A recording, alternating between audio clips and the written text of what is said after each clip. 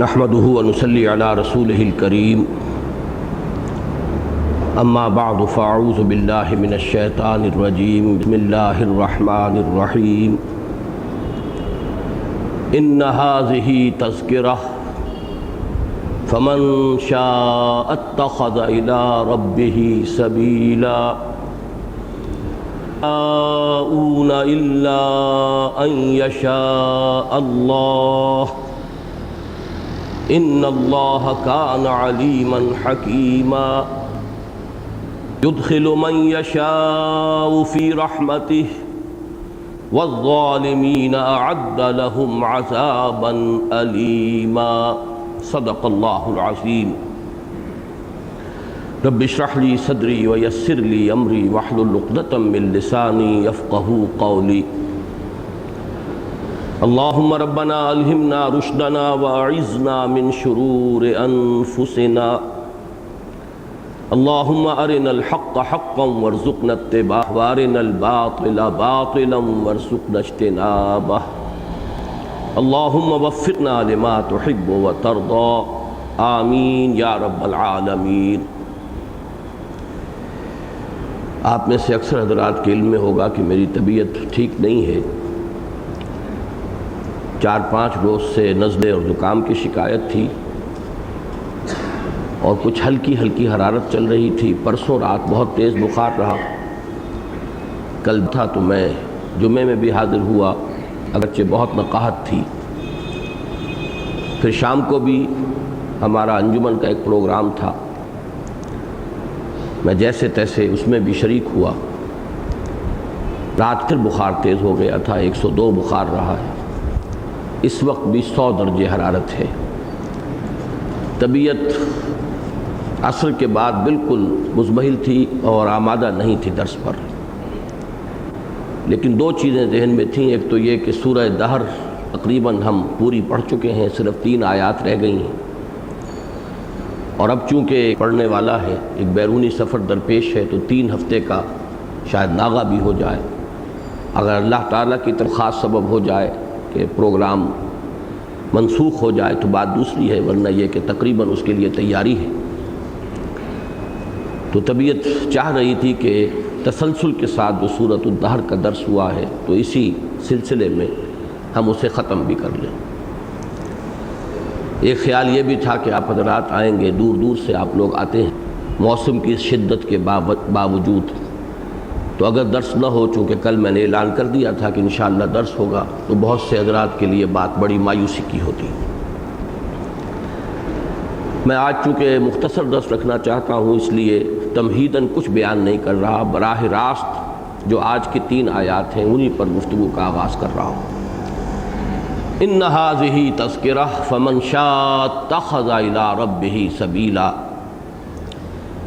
یقیناً یہ یاد دہانی ہے، تو جو کوئی چاہے اختیار کر لے اپنے رب کی طرف ایک راہ، ایک راستہ۔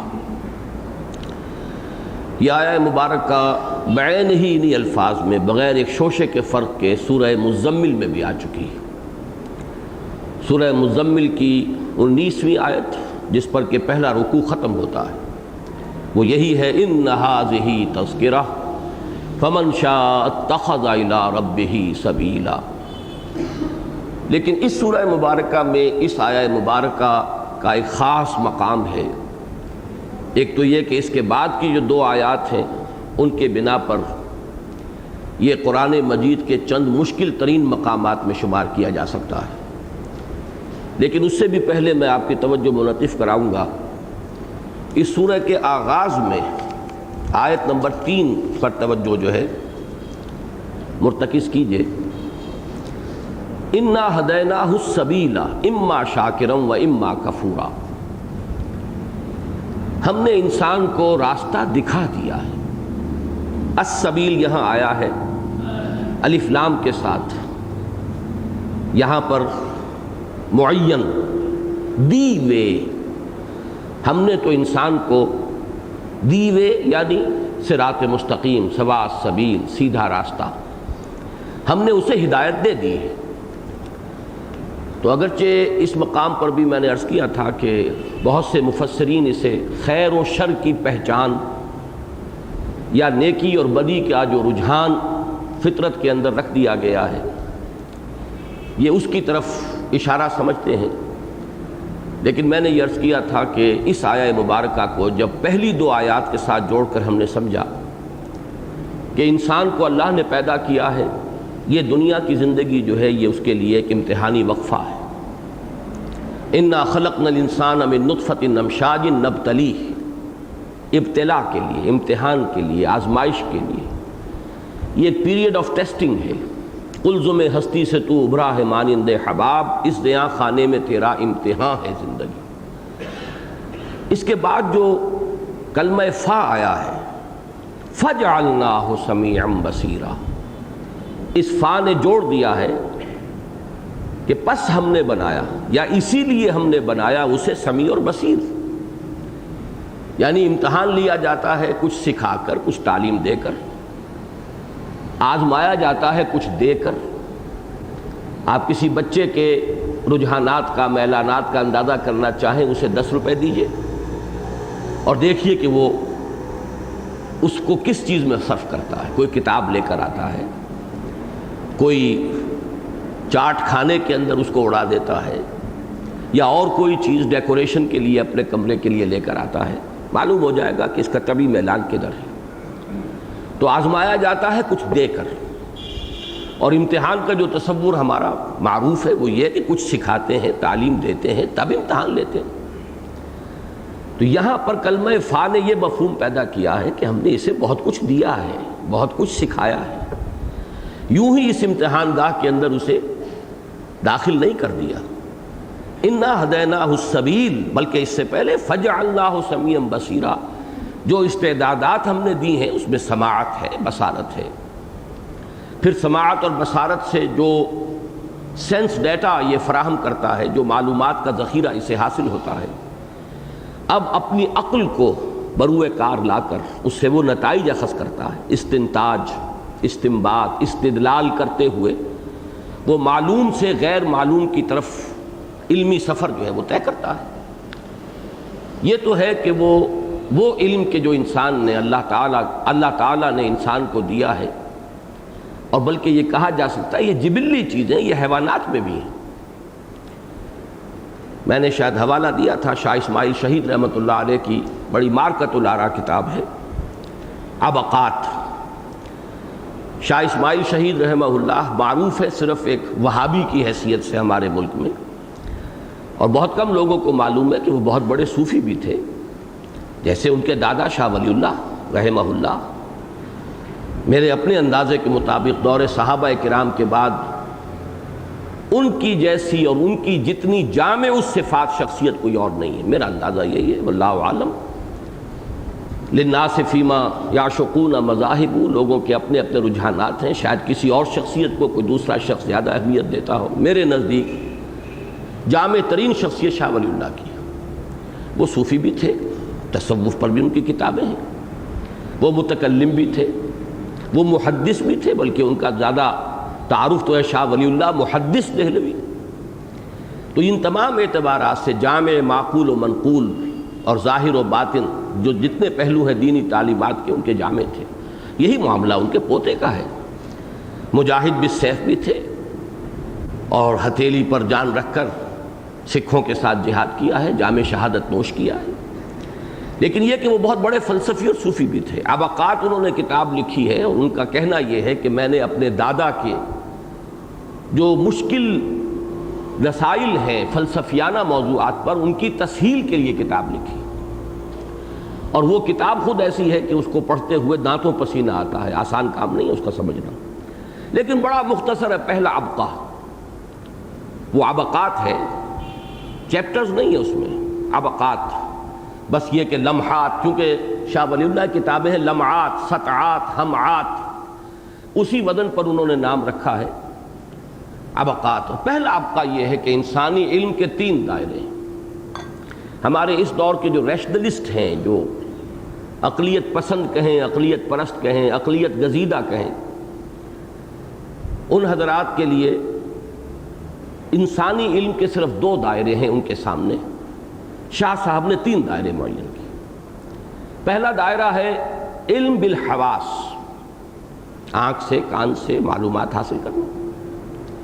دوسرا دائرہ ہے علم بالعقل، اب جو کچھ سماعت اور بصارت سے یا دوسری جو خارجی حسیات ہیں انسان کی، حواس ہیں، ان کے ذریعے سے جو کچھ معلوم ہوا اس سے نتیجہ نکالنا۔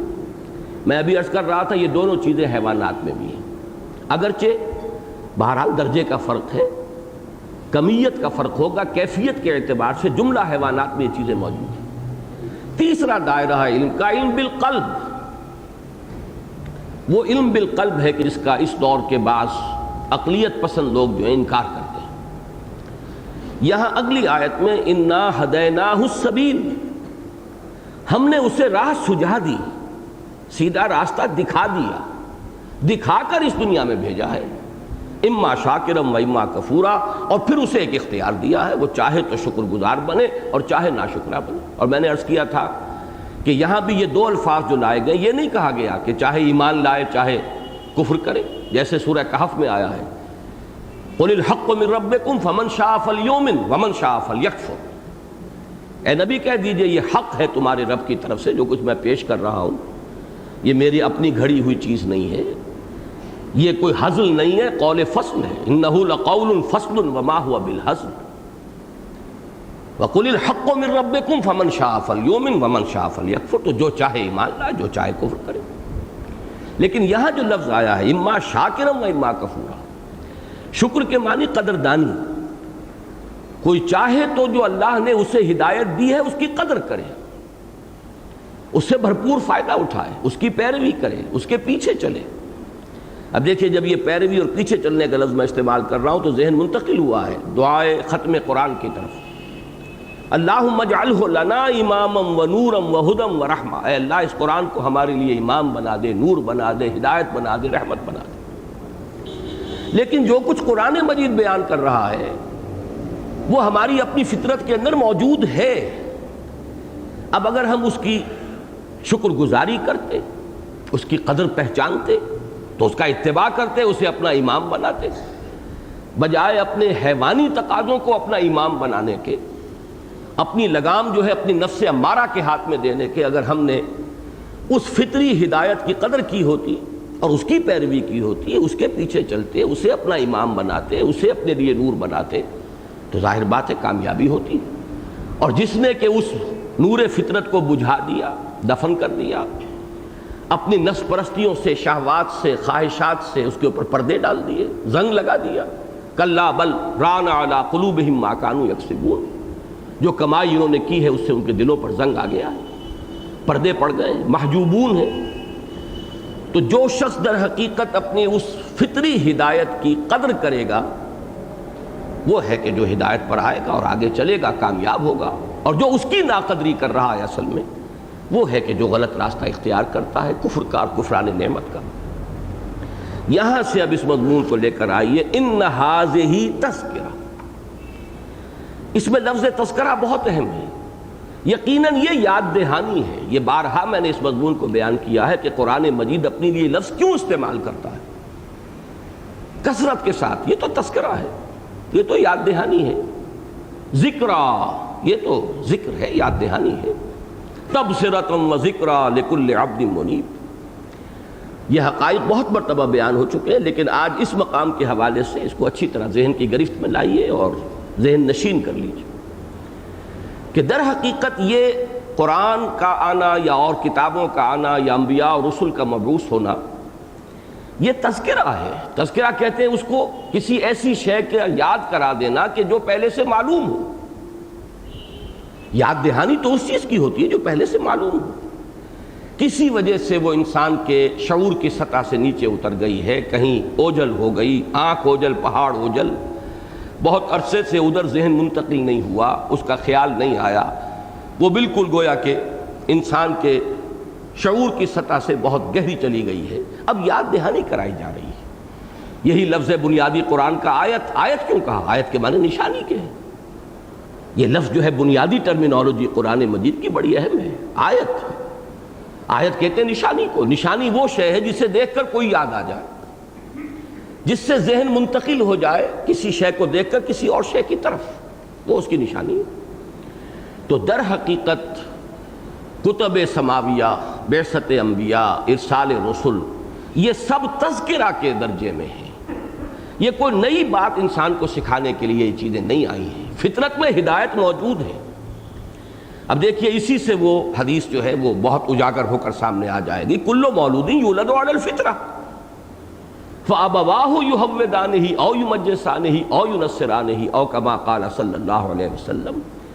ہر بچہ نسل انسانی کا جو پیدا ہوتا ہے وہ فطرت پر پیدا ہوتا ہے، فطرت لے کر آتا ہے۔ اسی لیے میں نے بعض مواقع پر خاص طور پہ توجہ دلائی ہے کہ ہم دو الفاظ گڑمٹ کر جاتے ہیں، ایک جبلت ہے، ایک فطرت ہے۔ ہم کہتے ہیں انسان فطری طور پر کمزور واقع ہوا ہے، یہ جملہ غلط ہو جائے گا۔ فطرت انسانی بڑی عظیم شے ہے، اس میں ضعف کا، کمزوری کا کوئی پہلو نہیں ہے۔ فطرت اللہ التی فطر الناس علیہا، اس فطرت کی تو نسبت اللہ کی طرف ہے، اس لیے کہ اس کا رشتہ روح کے ساتھ ہے۔ جیسے کہ روح کے بارے میں فرمایا یسألونک عن الروح قل الروح من امر ربی وما اوتیتم من العلم الا قلیلا۔ تو روح کا تعلق ذات باری تعالیٰ کے ساتھ ہے، فطرت جو ہے فطرت اللہ ہے، اس میں کوئی ضعف نہیں ہے۔ ضعف جو بھی ہے خلق الانسان ضعیفا یا خلق الانسان من عجل، انسان میں جو جلد بازی ہے، ضعف ہے، کمزوری ہے، شح ہے، احضرت الانفس شح، انسان لالچی ہے، حریص ہے، بخیل ہے، یہ ساری کمزوریاں انسان کی اس کی فطرت کی نہیں ہے، در حقیقت جبلت کہہ لیجئے، خلقت کہہ لیجئے، یہ خلقی کمزوریاں ہیں انسان کی، یہ جبلی کمزوریاں ہیں انسان کی۔ فطرت انسانی بڑی عظیم شے ہے، اس کا تعلق اللہ کی ذات کے ساتھ ہے، اس فطرت میں وہ ہدایت مضمر ہے۔ یہی بات ہے جس کو کہ سورہ نور کی جو آیات نور ہیں ان کے حوالے سے میں نے بیان کیا کہ ایمان حقیقت میں کیا ہے؟ ایمان ایک نور ہے، اور یہ دو انوار سے مل کر مرکب ہوا ہے، نور فطرت اور نور وحی۔ نور فطرت اگر برقرار ہے، اس کے اوپر اگر پردے نہیں آ گئے ہیں، بدعمالیوں کے داغ جو ہیں انہوں نے اس کو سیاہ نہیں کر دیا ہے، آئینہ قلب اگر مصفا ہے، جیسے ہی وہی سامنے آئے گی جگمگا اٹھے گا انسان کا باطن، اور یہی صدیقیت ہے۔ صدیق کو کیوں کوئی ہچکچاہٹ نہیں ہوتی، کوئی وقت نہیں لگتا؟ جیسے کہ حضرت ابو بکر صدیق رضی اللہ تعالی عنہ جو صدیق اکبر ہیں، ان کے بارے میں حضور نے فرمایا میں نے جس کے سامنے بھی دعوت ایمان پیش کی اس نے کچھ نہ کچھ تردد، کچھ نہ کچھ غور اور سوچ بچار میں وقت ضرور لیا، سوائے ابو بکر کے ایک لمحے کی تاخیر نہیں، اس لیے کہ ان کا وہ آئینہ قلب اتنا مصفا تھا کہ جیسے ہی بات سامنے آئی ان کی کیفیت وہی ہو گئی کہ دیکھنا تقریر کی لذت، کہ جو اس نے کہا میں نے یہ جانا کہ گویا یہی میرے دل میں تھا۔ جب یہی میرے دل میں تھا اور انہوں نے تو صرف اسے لفظاً میرے سامنے رکھ دیا ہے، تو اب تصدیق میں کہاں سے تاخیر ہوگی اور کس لیے اس کو ملتوی کیا جائے گا؟ تو یہاں فرمایا کلا انہا تذکرہ، آگاہ ہو جاؤ کہ یہ تو صرف یاد دہانی ہے۔ فمن شاء اتخذ الی ربہ سبیلا، فمن شاء اتخذ، یہاں اب وہ قدریت آ رہی ہے، گویا کہ انسان کا اختیار ہے، جو چاہے اللہ کی طرف راستہ اختیار کر لے۔ ابھی ذرا پہلے اسی ٹکڑے پر آئیے، اس لیے کہ میں نے اس آیت کا جوڑ ملایا ہے آیت نمبر 3 سے، وہاں بھی اما شاکرم و اما کفورا، چاہے وہ شکر کرے چاہے ناشکرہ بن جائے۔ ہماری اس ہدایت جو ہم نے اس کی فطرت میں رکھ دی ہے، چاہے اس کی قدر کرے چاہے ناقدری کرے، اسے پس پش ڈال دے اور اپنی باغیں جو ہیں اپنے نفس امارہ کے ہاتھ میں دے دے۔ معلوم ہوا اختیار انسان کا ہے۔ اگر یہ اختیار نہ ہو تو پھر حساب کتاب کس بات کا، جزا و سزا کس کی؟ یہ آیات جو ہے اور اس طرح کی بے شمار آیت ہے قرآن مجید میں جس میں بات واضح کی گئی ہے کہ انسان کا امتیازی وصف جو ہے اس کائنات میں دوسری مخلوقات میں، حالانکہ فرشتے انسان سے بہت افضل، اس معنی میں کہ نوری مخلوق ہے، نور سے پیدا کیے گئے ہیں، مقربین بارگاہ رب ہیں، ان کے سامنے غیب کے پردے ان کی آنکھوں پر پڑے ہوئے نہیں ہیں، حقائق جو ہیں ان کے سامنے ہیں، لیکن یہ کہ وہ اختیار اور خود کوئی فیصلہ کرنے کی جو ہے ان کے اندر اللہ تعالیٰ نے آزادی نہیں رکھی۔ قرآن مجید میں یہ سورہ تحریم کے اندر بات آ چکی ہے وضاحت کے ساتھ کہ یفعلون ما یؤمرون لا یعصون اللہ ما امرہم ویفعلون ما یؤمرون، وہ جو کچھ اللہ کہتا ہے، جو حکم دیا جاتا ہے وہ کرتے ہیں۔ جنات میں کچھ اختیار رکھا گیا ہے، لیکن یہ کہ ان کے اندر چونکہ وہ صرف مادی وجود کے حامل ہیں، آگ سے پیدا کیے گئے ہیں، جیسا کہ میں نے بار عرض کیا ہے، میری سوچی سمجھی رائے ہے، روح جس شے کا نام ہے وہ ان میں نہیں ہے۔ یہی وجہ ہے کہ ان میں نبوت نہیں ہے۔ وہ جو عالم بشری میں اللہ کے انبیاء اور رسول آتے رہے انہی کے وہ متبعین ہیں۔ انہوں نے حضور سے بھی قرآن سنا تو اس سے پہلے تورات کا ذکر کیا، اس سے پہلے بھی ایک کتاب تھی، من بعد کتاب موسیٰ کی کتاب کے بعد اب یہ کتاب آئی ہے۔ معلوم ہوا کہ وہ متبعین موسیٰ تھے، اور حضور پر جو قرآن نازل ہوا، حضور نے جب پڑھا فجر کی نماز میں، انہوں نے اسے سنا اور ایمان لایا، آمنا بھی۔ اس اعتبار سے انسان کا امتیازی وصف یہ کہ اسے ایک اختیار دیا گیا۔ یہ دوسری بات ہے جو ابھی میں بعد میں تفصیل سے عرض کروں گا۔ وہ اختیار کتنا ہے اس کا تعین ہے تو بہت مشکل، لیکن یہ کہ جبریہ اور قدریہ کے مابین جو بھی بحثیں ہوئی ہیں اس کا تھوڑا سا خلاصہ میں آپ کے سامنے رکھوں گا، اور پھر جو نتیجہ ہے وہ بھی آپ کے سامنے بیان کروں گا۔ اس وقت یہ نوٹ کر لیجئے کہ اس آیہ مبارکہ کا جو رجحان ہے وہ اس بات کی طرف کہ انسان کو اختیار ہے، جیسے وہاں فرمایا اما شاکرا و اما کفورا، امتحان بغیر اختیار کے بے معنی شے ہے، غیر منطقی بات بن جائے گی۔ اگر انسان مجبور محض ہے تو پھر امتحان کس کا، ابتلا کس کے لیے، اس کے لیے بنیاد کون سی ہے؟ تو اما شاکرا و اما کفورا میں بھی اختیار اور انسان کا اپنے افعال پر خود قادر ہونا، فیصلہ کرنا، اور اسی فیصلے کے اعتبار سے پھر اس کے لیے سزا ہے یا جزا ہے، اجر و ثواب ہے یا عذاب ہے۔ یہی کیفیت یہاں بھی ہے، ان ھذہ تذکرہ فمن شاء اتخذ الی ربہ سبیلا۔ اب اس آیت کے تیسرے ٹکڑے پر آئیے، فمن شاء اتخذ الی ربہ سبیلا، اللہ کی طرف جو چاہے راستہ اختیار کرے۔ اس سے مراد کیا ہے؟ اس راستے سے مراد کیا ہے؟ اور اللہ کی طرف راستہ، اس کے لیے میں چاہتا ہوں کہ اپنے ذہنوں میں وہ بنیادی چند اصطلاحات لے آئیں کہ جن میں سب میں چلنا اور راستہ جو ہے یہ گویا کہ قدر مشترک ہے۔ ایک راستہ تو ہم زمین پر طے کرتے ہیں، کسی جگہ جانا ہے، ایک روحانی سفر ہے، عقلی روحانی نفسیاتی سفر ہے جو ہر شخص کر رہا ہے۔ یہ وہ راستہ ہے جس سے کہ اللہ کا دین بحث کرتا ہے تو کہیں لفظ شریعت لاتا ہے، شریعت کے معنی بھی چلنا، شارع راستہ چلنے کی جگہ، یہ شارع عام نہیں ہے، شارع قائد اعظم اور شارع فلاں، شارع کے معنی چلنا، شریعت چلنا۔ طریقت، اب جب دو اصطلاحات بن گئی، ایک ہے دین کے ظاہری احکام پر عمل پیرا ہونا، یہ شریعت ہو گئی، ایک ہے وہ باطنی کیفیات جو مطلوب ہیں انسان میں، اللہ کی محبت ہو، باقی تمام محبتیں اللہ کی محبت کے تابع ہو جائیں، انسان راضی برضائے رب ہو، کہ جو بھی اللہ کی طرف سے آئے، کہ ہر چہ ساقی ما ریخت عین الطاف است، جو بھی ڈال دے اللہ ہماری جھولی میں اس کا کرم ہے، صبر ہو، شکر ہو، یہ ہے بنیادی کیفیات، ذکر دوام ہو، ذکر کثیر ہو، یہ تمام چیزیں وہ ہیں جن کو ہم طریقت کے نام سے تعبیر کرتے ہیں۔ طریقت کے معنی بھی چلنا، طریق بھی راستے کو کہتے ہیں۔ اسی طرح لفظ سلوک ہے، سلوک بھی چلنے کو کہتے ہیں، راستہ طے کرنا، من سلک طریقا، وہ بڑی اہم حدیث ہے جس میں کہ وہ الفاظ بھی آتے ہیں، مجتمع قوم فی بیت من بیوت اللہ یتلون کتاب اللہ ویتدارسونہ بینہم الا نزلت علیہم السکینۃ وغشیتہم الرحمۃ وحفتہم الملائکۃ وذکرہم اللہ فی من عندہ۔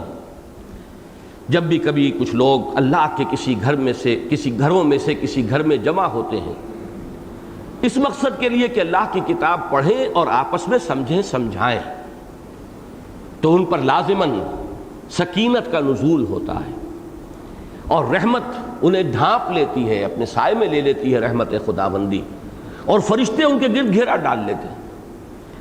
اسی حدیث میں پہلے من سلک طریقاً، جو شخص راستہ اختیار کرے غالباً یطلب فیہ العلم، یلتمس فیہ العلم، جس میں کہ وہ علم کے حصول کے لیے وہ راستہ اختیار کر رہا ہو، تو سلوک کے معنی بھی چلنا ہے۔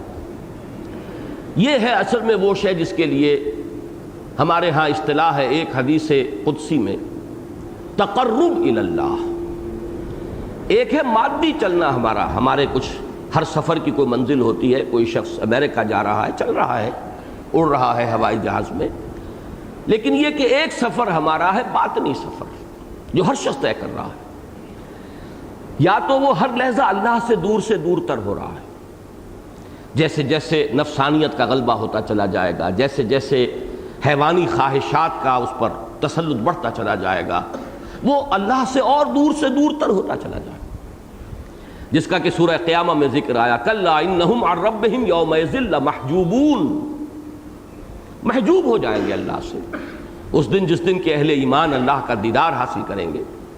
یہ جو ہیں یہ اوٹ میں رہیں گے، یہ دور رہے۔ تو ایک ہے تقرب اللہ، انسان اگر اس کے لیے پہم کوشاں ہو، جس کے لیے دو اصطلاحات آئیں، تقرب بالفرائض، تقرب بالنوافل۔ ظاہر بات ہے کہ پہلا درجہ ہے تقرب بالفرائض کا، جو بھی اللہ نے ذمہ داریاں عائد کر دی ہیں، فرض کے درجے میں جو چیزیں معین کر دی ہیں، ان کے لیے ان کو پورا کرتے ہوئے ان کی انجام دہی کے ذریعے سے انسان تقرب حاصل کرتا ہے، قرب حاصل کرتا ہے اللہ کا، آگے سے آگے بڑھتا چلا جاتا ہے، قریب سے قریب تر ہوتا چلا جاتا ہے۔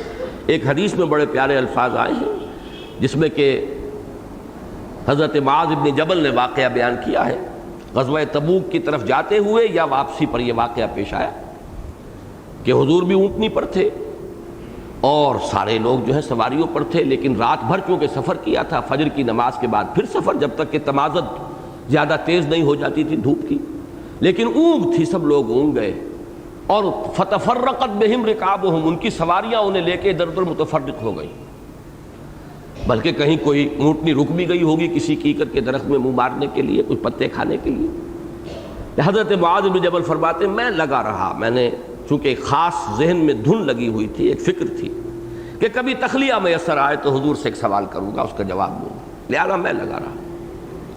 تو جب وہ موقع آیا تو حضور نے فرمایا ادنو دونک، اے معاذ اور قریب آ جاؤ، اور قریب آ جاؤ، اور قریب آ جاؤ، یہاں تک کہ وہ فرماتے ہیں کہ میری اونٹنی حضور کی اونٹنی کے ساتھ مس کر رہی تھی۔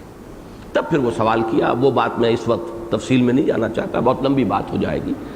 یوں سمجھیے کہ اللہ تو ہر وقت پکار رہا ہے، ادنو دونک، اور قریب آ جاؤ مجھ سے، ہم تو مائل بے کرم ہیں، کوئی سائل ہی نہیں، راہ دکھلائیں کسے، رہنم منزل ہی نہیں، ہماری رحمت تو منتظر رہتی ہے۔ اب دیکھیے وہی ساری چیزیں جو پہلے بھی بہت مرتبہ آئی ہیں کہ بندہ میری طرف چل کر آتا ہے تو میں دوڑ کر آتا ہوں، بندہ میری طرف بارش بھر آتا ہے میں ہاتھ بھر آتا ہوں، بندہ میرا ذکر اپنے دل میں کرتا ہے میں بھی اپنی جی میں اسے یاد کرتا ہوں، اور اگر وہ کسی محفل میں میرا ذکر کرتا ہے میں اس سے کہیں اعلیٰ محفل میں اس کا تذکرہ کرتا ہوں۔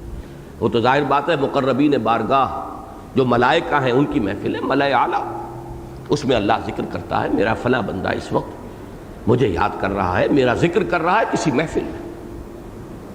اس محفل سے وہ شعر یاد آ گیا ہے، بہت بڑا پیارا شعر ہے، خدا خود میر محفل بود اندر لامکاں خسرو، محمد شمع محفل بود شب جائے کہ من بودم۔ ایک محفل لامکاں بھی ہے جس کا میر محفل خود اللہ ہے، اور اس کی شمع محفل محمد الرسول اللہ ہے۔ محمد شمع محفل بود، خدا خود میر محفل بود اندر لامکاں خسرو، اور محمد شمع محفل بود شب جائے کہ من بودم، اللہ اس محفل میں تذکرہ کرتا ہے۔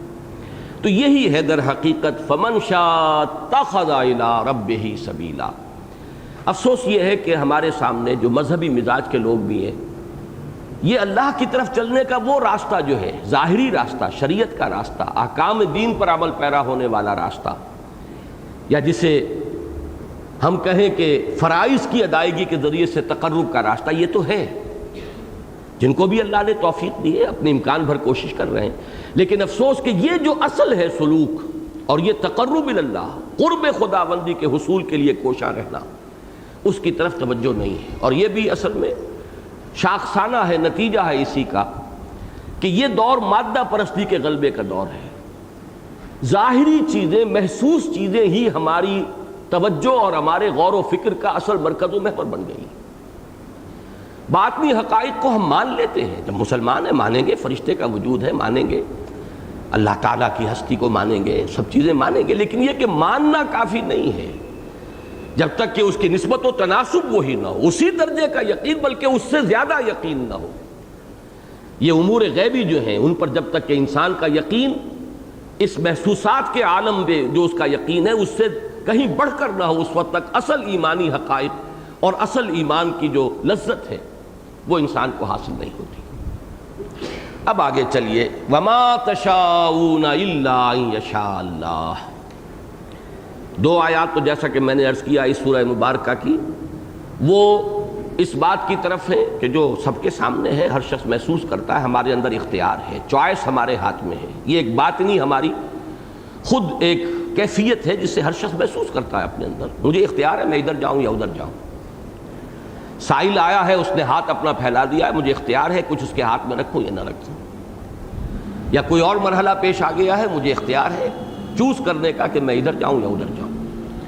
لیکن یہ کہ وَمَا تَشَاءُونَ إِلَّا أَن يَشَاءَ اللَّهُ، اس کا ترجمہ ابھی میں کر رہا ہوں مبہم، واضح نہیں کر رہا، اگرچہ فعل مضارع کا جو تقاضا ہے وہ اس ابہام کے ذریعے سے زیادہ صحیح ترجمانی ہوتی ہے۔ اور نہ چاہو تم، اگر نہ چاہے اللہ۔ فعل مضارع کے اندر بھی چونکہ حال اور مستقبل دونوں کا معاملہ ہے، فعل ماضی کے اندر قطعیت ہوتی ہے، وہ ایک شے ہو چکی، اب اس کے بارے میں کسی شک و شبے کی گنجائش نہیں، لیکن فعل مضارع عام طور پر آتا ہے ایک اوپن امکان کو لے کر، ایک کھلا امکان ہے۔ وَمَا تَشَاءُونَ، نہ چاہو تم، إِلَّا أَن يَشَاءَ اللَّهُ، مگر یہ کہ اللہ چاہے۔ اب اس کے ترجمے دو طریقے پر ہو سکتے ہیں، ایک تو یہ کہ اس مقام کے ضمن میں ایک امام راضی نے ایک جملہ لکھا ہے، مجھے بہت پسند آیا ہے، جیسے وہ جملہ مجھے بہت پسند ہے اور وہ آج اس لیے دوبارہ دہرا رہا ہوں کہ در حقیقت اس مسئلہ جبر و قدر کے ڈانڈے بھی ملتے ہیں اسی فلسفہ وجود کے ساتھ، وحدت الوجود یا وحدت الشہود۔ تو وہ جو آیہ مبارکہ ہے هو الاول والآخر والظاہر والباطن، اس کے بارے میں میں نے کئی مرتبہ آپ کو سنایا کہ امام راضی محسوس ایسا ہوتا ہے جیسے کھڑے کانپ رہے، اعلم ان هذا المقام مقام غامض مہیب عمیق، ہوشیار کے رہبر دم تیغست قدم رہا، ہوشیار ہو جاؤ، اس وقت تمہارا راستہ تلوار کی دھار کے اوپر سے گزرنے والا ہے، ہوش کے ساتھ۔ تو آگاہ ہو جاؤ کہ یہ مقام بہت غامض ہے، بہت عمیق ہے، بہت پر ہیبت ہے۔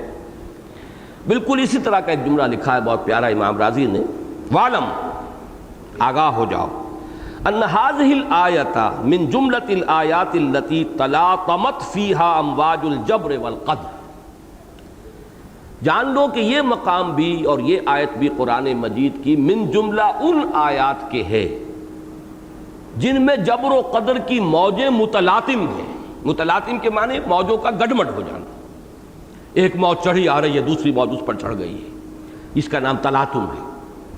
تو وَعْلَمْ أَنَّ هَذِهِ الْآيَةَ مِن جُمْلَةِ الْآيَاتِ الَّتِي تَلَاطَمَتْ فِيهَا أَمْوَاجُ الْجَبْرِ وَالْقَدْرِ، جان لو کہ یہ مقام من جملہ ان مقامات کے ہے جن میں جبر و قدر کی موجیں آپس میں گتھم گتھا ہو گئی ہیں، گڈمڈ ہو گئی ہیں، مل جل گئی، اس لیے کہ پہلے تو فرمایا من شاء اتخذ الی ربہ سبیلا، گویا کہ مشیت انسان کی فیصلہ کن ہے، وہ چاہے خیر کا راستہ اختیار کرے چاہے شر کا راستہ اختیار کرے، اما شاکرا و اما کفورا، چاہے تو شکر گزار ہو چاہے ناشکرا رہے۔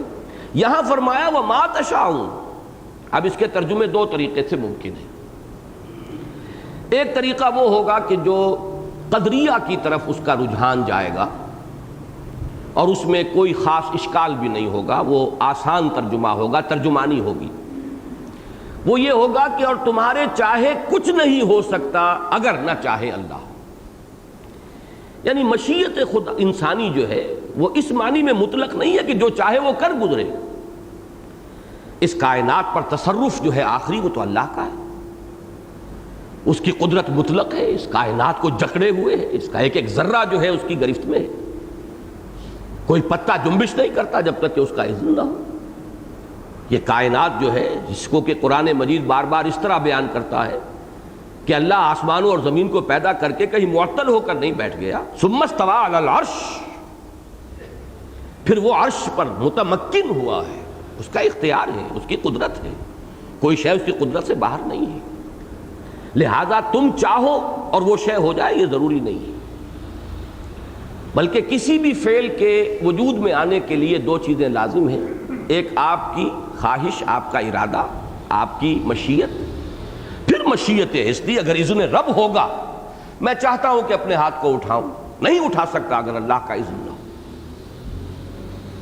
آپ کوئی اور کام کرنا چاہتے ہیں نہیں کر سکتے جب تک کہ اللہ کا اذن نہ ہو، کر سکنا جو ہے وہ آپ کے اختیار میں نہیں ہے، کرنے کا ارادہ کرنا آپ کے اختیار میں ہے۔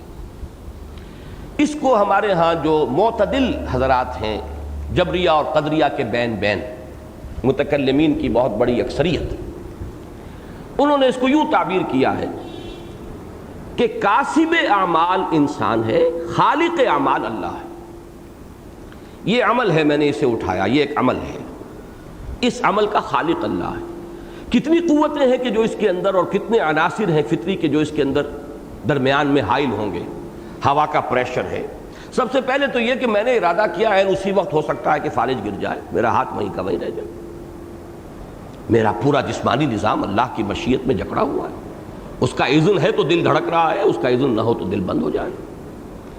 پھر یہ کہ جس کو کہا جاتا ہے کہ there's many a slip between the cup and the lip، ایک فعل چھوٹے سے چھوٹے کے پورے ہونے کے اندر کتنے عناصر اور کتنی قوتیں جو ہے وہ اس میں حصہ لے رہی ہیں، اور وہ سب کی سب اللہ کے قبضہ قدرت میں، کوئی ہمارے اختیار میں تو نہیں۔ ہاں ایک ارادہ کرنا ہمارے اختیار میں، وہ فیصلہ اما شاکرم و اما کفورا وہ ہمارے اختیار میں ہے۔ تو گویا کہ اپنے اس فیصلے کے اعتبار سے کاسب اعمال تو ہم ہیں، ہم نے خیر کا ارادہ کیا، اللہ نے اس کی توفیق دے دی، اس کا اذن ہو گیا، ہم نے وہ فعل کر لیا۔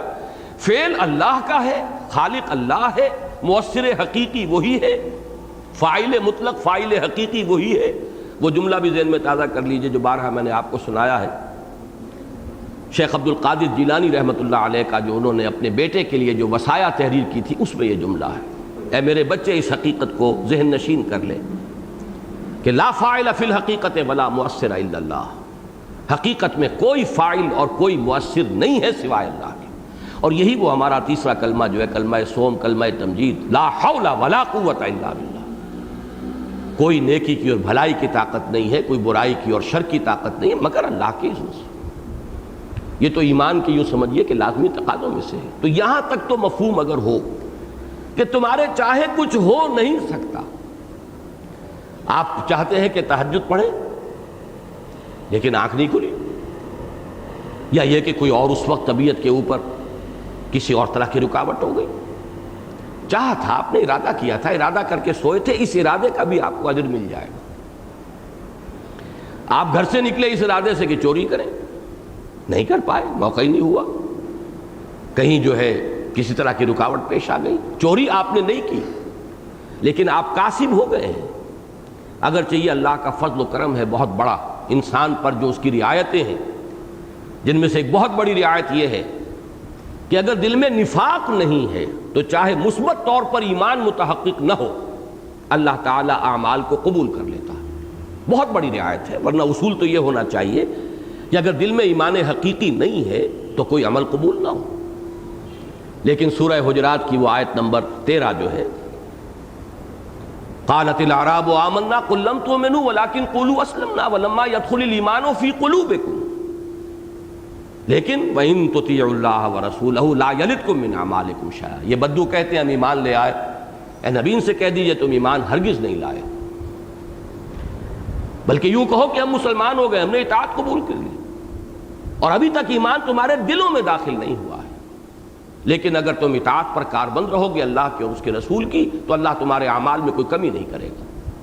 یہاں رعایت ہے، اسی لیے دو اسماء جو ہیں اس آیت کے آخر میں، ان اللہ غفور الرحیم، اللہ غفور ہے، اللہ رحیم ہے، یہ اس کی شان رحیمی اور شان غفاری کا صدقہ ہے کہ اگرچہ وہ ایمان تمہارے دلوں میں ابھی تک داخل نہیں ہوا، لیکن چونکہ بدنیتی بھی نہیں ہے، نفاق بھی نہیں ہے، دھوکہ دینے کا ارادہ بھی نہیں ہے، تو اللہ تعالیٰ اس حال میں تمہارے اعمال کو قبول فرما لے گا۔ اسی قسم کی رعایت یہ ہے کہ انسان جب نیکی کا ارادہ کرتا ہے تو اس کا اجر اس کے لیے معین ہو گیا، چاہے بالفعل وہ نیکی نہ کر پایا ہو، کوئی رکاوٹ آ گئی۔ اسی کے ذیل میں آیا ہے کہ ایک بندہ جو بھی خیر کا کام کرتا رہتا ہو، اگر کسی سبب سے وہ معذور ہو جائے، ایک شخص مستقل طور پہ تہجد پڑھتا ہے لیکن کوئی عارضہ اسے ایسا لاحق ہو گیا کہ اب وہ تہجد نہیں پڑھ پا رہا، تو اسے ثواب ملتا رہے گا اس تہجد کا۔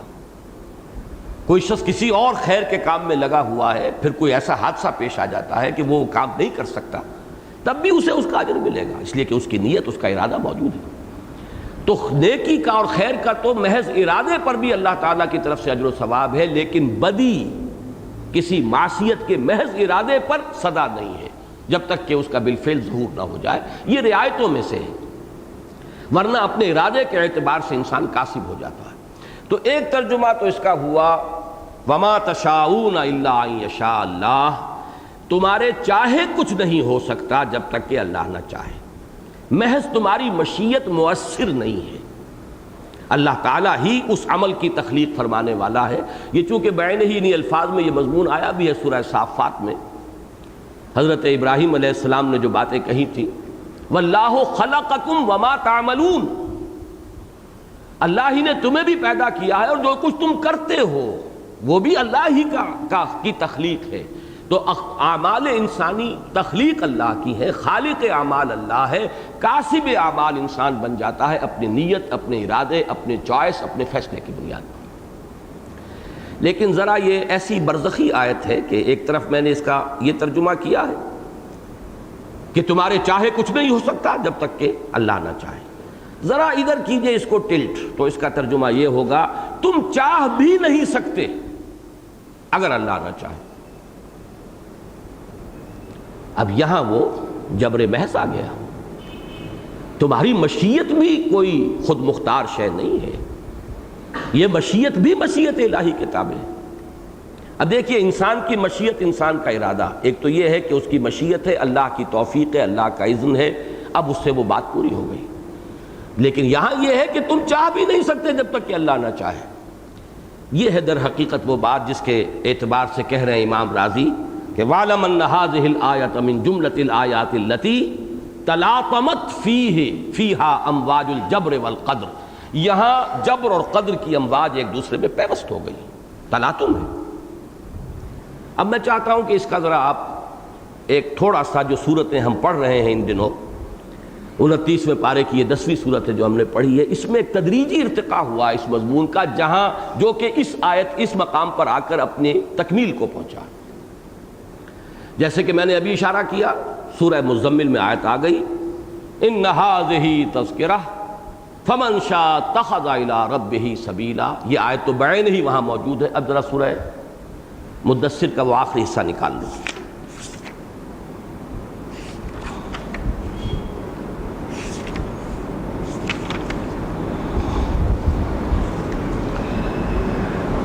فرمایا کلا انہ تذکرہ، اور نیچے کرو، سورہ مزمل اور سورہ مدثر ذہن میں تازہ کر لیے، جوڑا ہے، اس کا جوڑا ہونا ان دو صورتوں کا تو بہت ہی نمایاں ہے۔ یہ من جملہ ان مقامات کے ہے جہاں صورتوں کے مابین نسبت زوجیت بہت ہی نمایاں ہے، جوڑے ہونے کی نسبت۔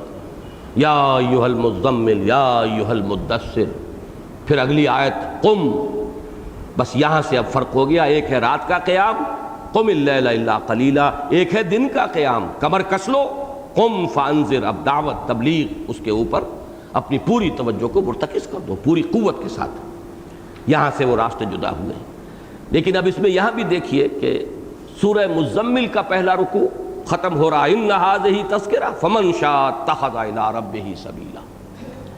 سورہ مدثر میں بھی جیسے سورہ مزمل کا جو دوسرا رکوع ہے وہ بہت بعد میں نازل ہوا ہے، اس کی بحث تفصیلی میں بیان کر چکا ہوں، اسی طرح کی ایک نہایت طویل آیت جو ہے سورہ مدثر میں ہے، لیکن وہ درمیان میں آ گئی ہے۔ باقی جو اصل ہے پوری صورت معلوم ہوتا ہے کہ جیسے سورہ مزمل کا پہلا رکوع تسلسل کے ساتھ چلا آ رہا ہے، وہی قوافی ہیں، وہی انداز ہے، وہی چھوٹی چھوٹی آیتیں ہیں۔ پھر سورہ مدثر میں آپ دیکھتے ہیں کہ اس طویل آیت سے پہلے اور اس طویل آیت کے بعد ایک ہی تسلسل ہے، اسلوب کا بھی، انداز کا بھی، سٹائل کا، قوافی کا۔ تو گویا کہ جو مقام ہے سورہ مزمل میں پہلے رکوع کا آخری، وہی مقام ہے دوسرے رکوع کی آخری آیات سورہ مدثر میں۔ کلا انہ تذکرہ، فرق صرف یہاں ضمیر کا آیا ہے، انہا اور انہو۔ انہا مؤنث ہے، اس سے یا آیت مراد ہوگی یا سورت مراد ہوگی۔ آیت اور سورت یہ دونوں چونکہ شکلاً ان کے آگے تے آ رہی ہے، یہ مؤنث کے حکم میں۔ اور انہو سے مراد یا قرآن ہے بحیثیت مجموعی کتاب، یہ مذکر ہے، اور یا محمد الرسول اللہ ہے صلی اللہ علیہ وسلم۔ اور اس میں میں نے عرض کیا ہے بہت مواقع پر کہ کوئی فرق نہیں ہے، رسول اور کتاب مل کر ایک وحدت بنتے ہیں، بینہ بنتے ہیں، بینہ کی تکمیل دونوں سے ہوتی ہے۔ لم یکن الذین کفروا من اہل الکتاب والمشرکین منفکین حتی تأتیہم البینہ، اور بینہ کیا ہے؟ رسول من اللہ یتلو صحفا مطہرۃ فیہا کتب قیمہ۔ تو انہا یا سورت یا آیت، اور انہو یا قرآن یا حضور صلی اللہ علیہ وسلم، تو اس میں تو کوئی فرق نہیں ہوا۔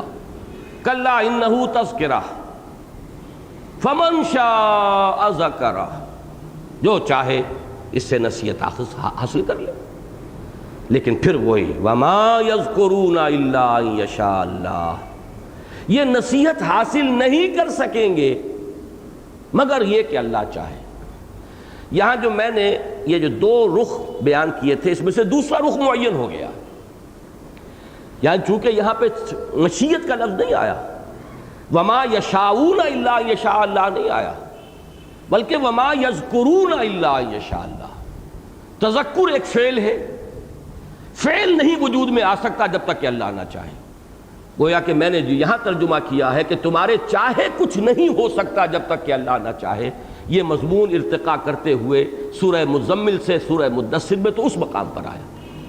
قرآن ذریعہ ہے تذکر، تذکر بالفعل ہو جانا یہ ایک عمل ہے، یہ فعل ہے۔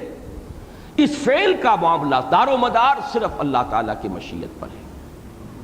تمہارے چاہے کچھ نہیں ہو سکتا جب تک اللہ نہ چاہے۔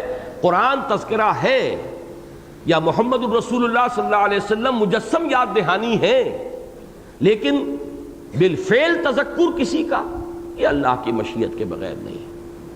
اب یہاں آ کر یہ مضمون ایک قدم اور آگے بڑھ گیا ہے۔ اب اس نے وہ انداز اختیار کر لیا کہ جسے اگر چاہے تو دوسری طرف بھی ٹلٹ کر سکتے ہیں، تم چاہ بھی نہیں سکتے جب تک کہ اللہ نہ چاہے۔ اور میرے نزدیک یہی اس مضمون کا نقطہ عروج ہے، کلائمیکس ہے۔ جیسا کہ میں نے بہت مرتبہ عرض کیا ہے، اب مجھے بار بار یہ جملہ دہرانا پڑتا ہے، اس لیے کہ بہرحال 25 برس ہو گئے درس دیتے ہوئے، مضامین دہرا کر آتے ہیں، تو یہ جملہ جو ہے اور یہ الفاظ جو ہے یہ ایک طرح سے اب تو کہا جا سکتا ہے کہ تکیہ کلام جسے کہتے ہیں اس کی صورت اس کی بن گئی ہے۔ میں نے بارہا یہ عرض کیا ہے کہ اہم مضامین قرآن مجید میں 2 مرتبہ ضرور ہوں گے۔ تو یہ جو کلائمیکس ہے اس مضمون کا جو اس آیہ مبارکہ میں آیا، وما تشاؤون الا ان یشاء اللہ، سورہ تکویر کے آخر میں بالکل بعین ہی یہی چیز موجود ہے۔ فَأَيْنَ تَذْهَبُونَ، تو کدھر جا رہے ہو؟ کدھر جا رہے ہو سے ایک شعر یاد آیا ہے، اور اس کا تعلق پچھلی آیت سے جڑ جائے گا۔ فمن شاء اتخذ الی ربہ سبیلا، ایک بڑا پیارا شعر ہے، اگرچہ کسی نامعلوم شاعر کا ہے اور سادہ سا شعر ہے۔ قدم سوئے مرقد، نظر سوئے دنیا، کدھر دیکھتا ہوں کہاں جا رہا ہوں۔ بڑا پیارا شعر ہے، سادہ شعر۔ آپ سوچئے ایک شخص سڑک پر چلا جا رہا ہے، جا ادھر رہا ہے دیکھ ادھر رہا ہے، کیا ہوگا؟ ہلاکت ہوگی کہ نہیں ہوگی؟ تباہی ہوگی کہ نہیں ہوگی؟ قدم سوئے مرقد، چاروں ناچار ہمارے قدم تو لحد کی طرف جا رہے ہیں، قبر کی طرف جا رہے ہیں، مرقد کی طرف جا رہے ہیں۔ نظر سوئے دنیا، ٹکٹکی لگی ہوئی ہے دنیا کی طرف، مال و اسباب دنیاوی، اسی کی محبت، اسی کی طلب۔ تو قدم سوئے مرقد، نظر سوئے دنیا، کدھر دیکھتا ہوں کہاں جا رہا ہوں، یہی ہلاکت ہے۔ یہی بات وہ ہے جو وہ نظم جو 10ویں جماعت میں پڑھی تھی، Psalm of life. And our hearts, though stout and brave, art is long and time is fleeting. سورۃ العصر میں اسے کوٹ کیا کرتا ہوں، time is fleeting, the fleeting time، دوڑنے والا وقت نکل جا رہا ہے، ہاتھ سے بھاگا جا رہا ہے۔ والعصر، تیزی سے گزرنے والا زمانہ منادی دے رہا ہے، غافل تجھے گھڑیال یہ دیتا ہے منادی، گردون گھڑی عمر کی ایک اور گھٹا دی۔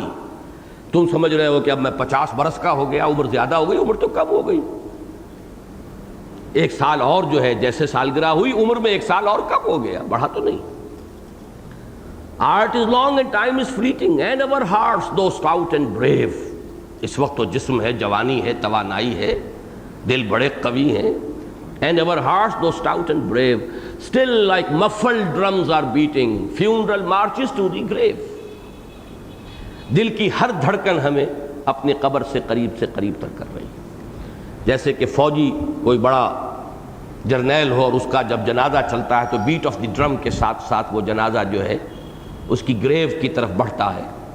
تو ہمارے دل بھی اگرچہ بڑے توانا ہیں، اس وقت بڑی قوت ہے اس کے اندر، لیکن یہ ہے کہ still like muffled drums are beaten funeral marches to the grave۔ beating وہ دل دھڑک رہے ہیں اور گویا کہ ہر دھڑکن کے ساتھ جیسے کہ drum of the beat of the drum کے ساتھ جو جنازہ آگے بڑھ رہا ہے تو بیٹ آف دی ہارٹ کے ساتھ ہمارے قدم بھی قبر کی طرف جا رہے ہیں۔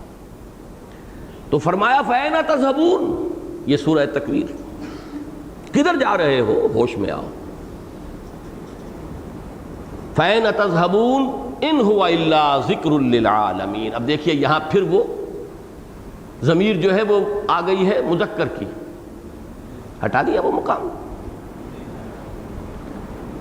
سورہ تکویر کی آیات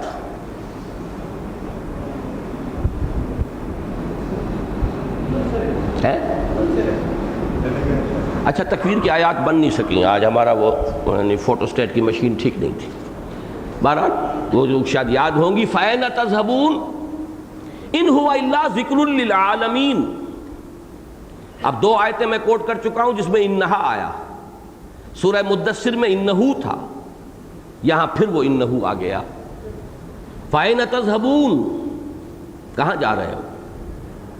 یہ جو ہے ان ہوا الا ذکر للعالمین، نہیں ہے یہ مگر ایک یاد دہانی تمام جہان والوں کے لیے، لمن شاء ان یستقیم، ہر اس شخص کے لیے جو چاہتا ہے کہ سیدھا ہو جائے، سیدھا راستہ اختیار کرے، صحیح رخ پر آ جائے۔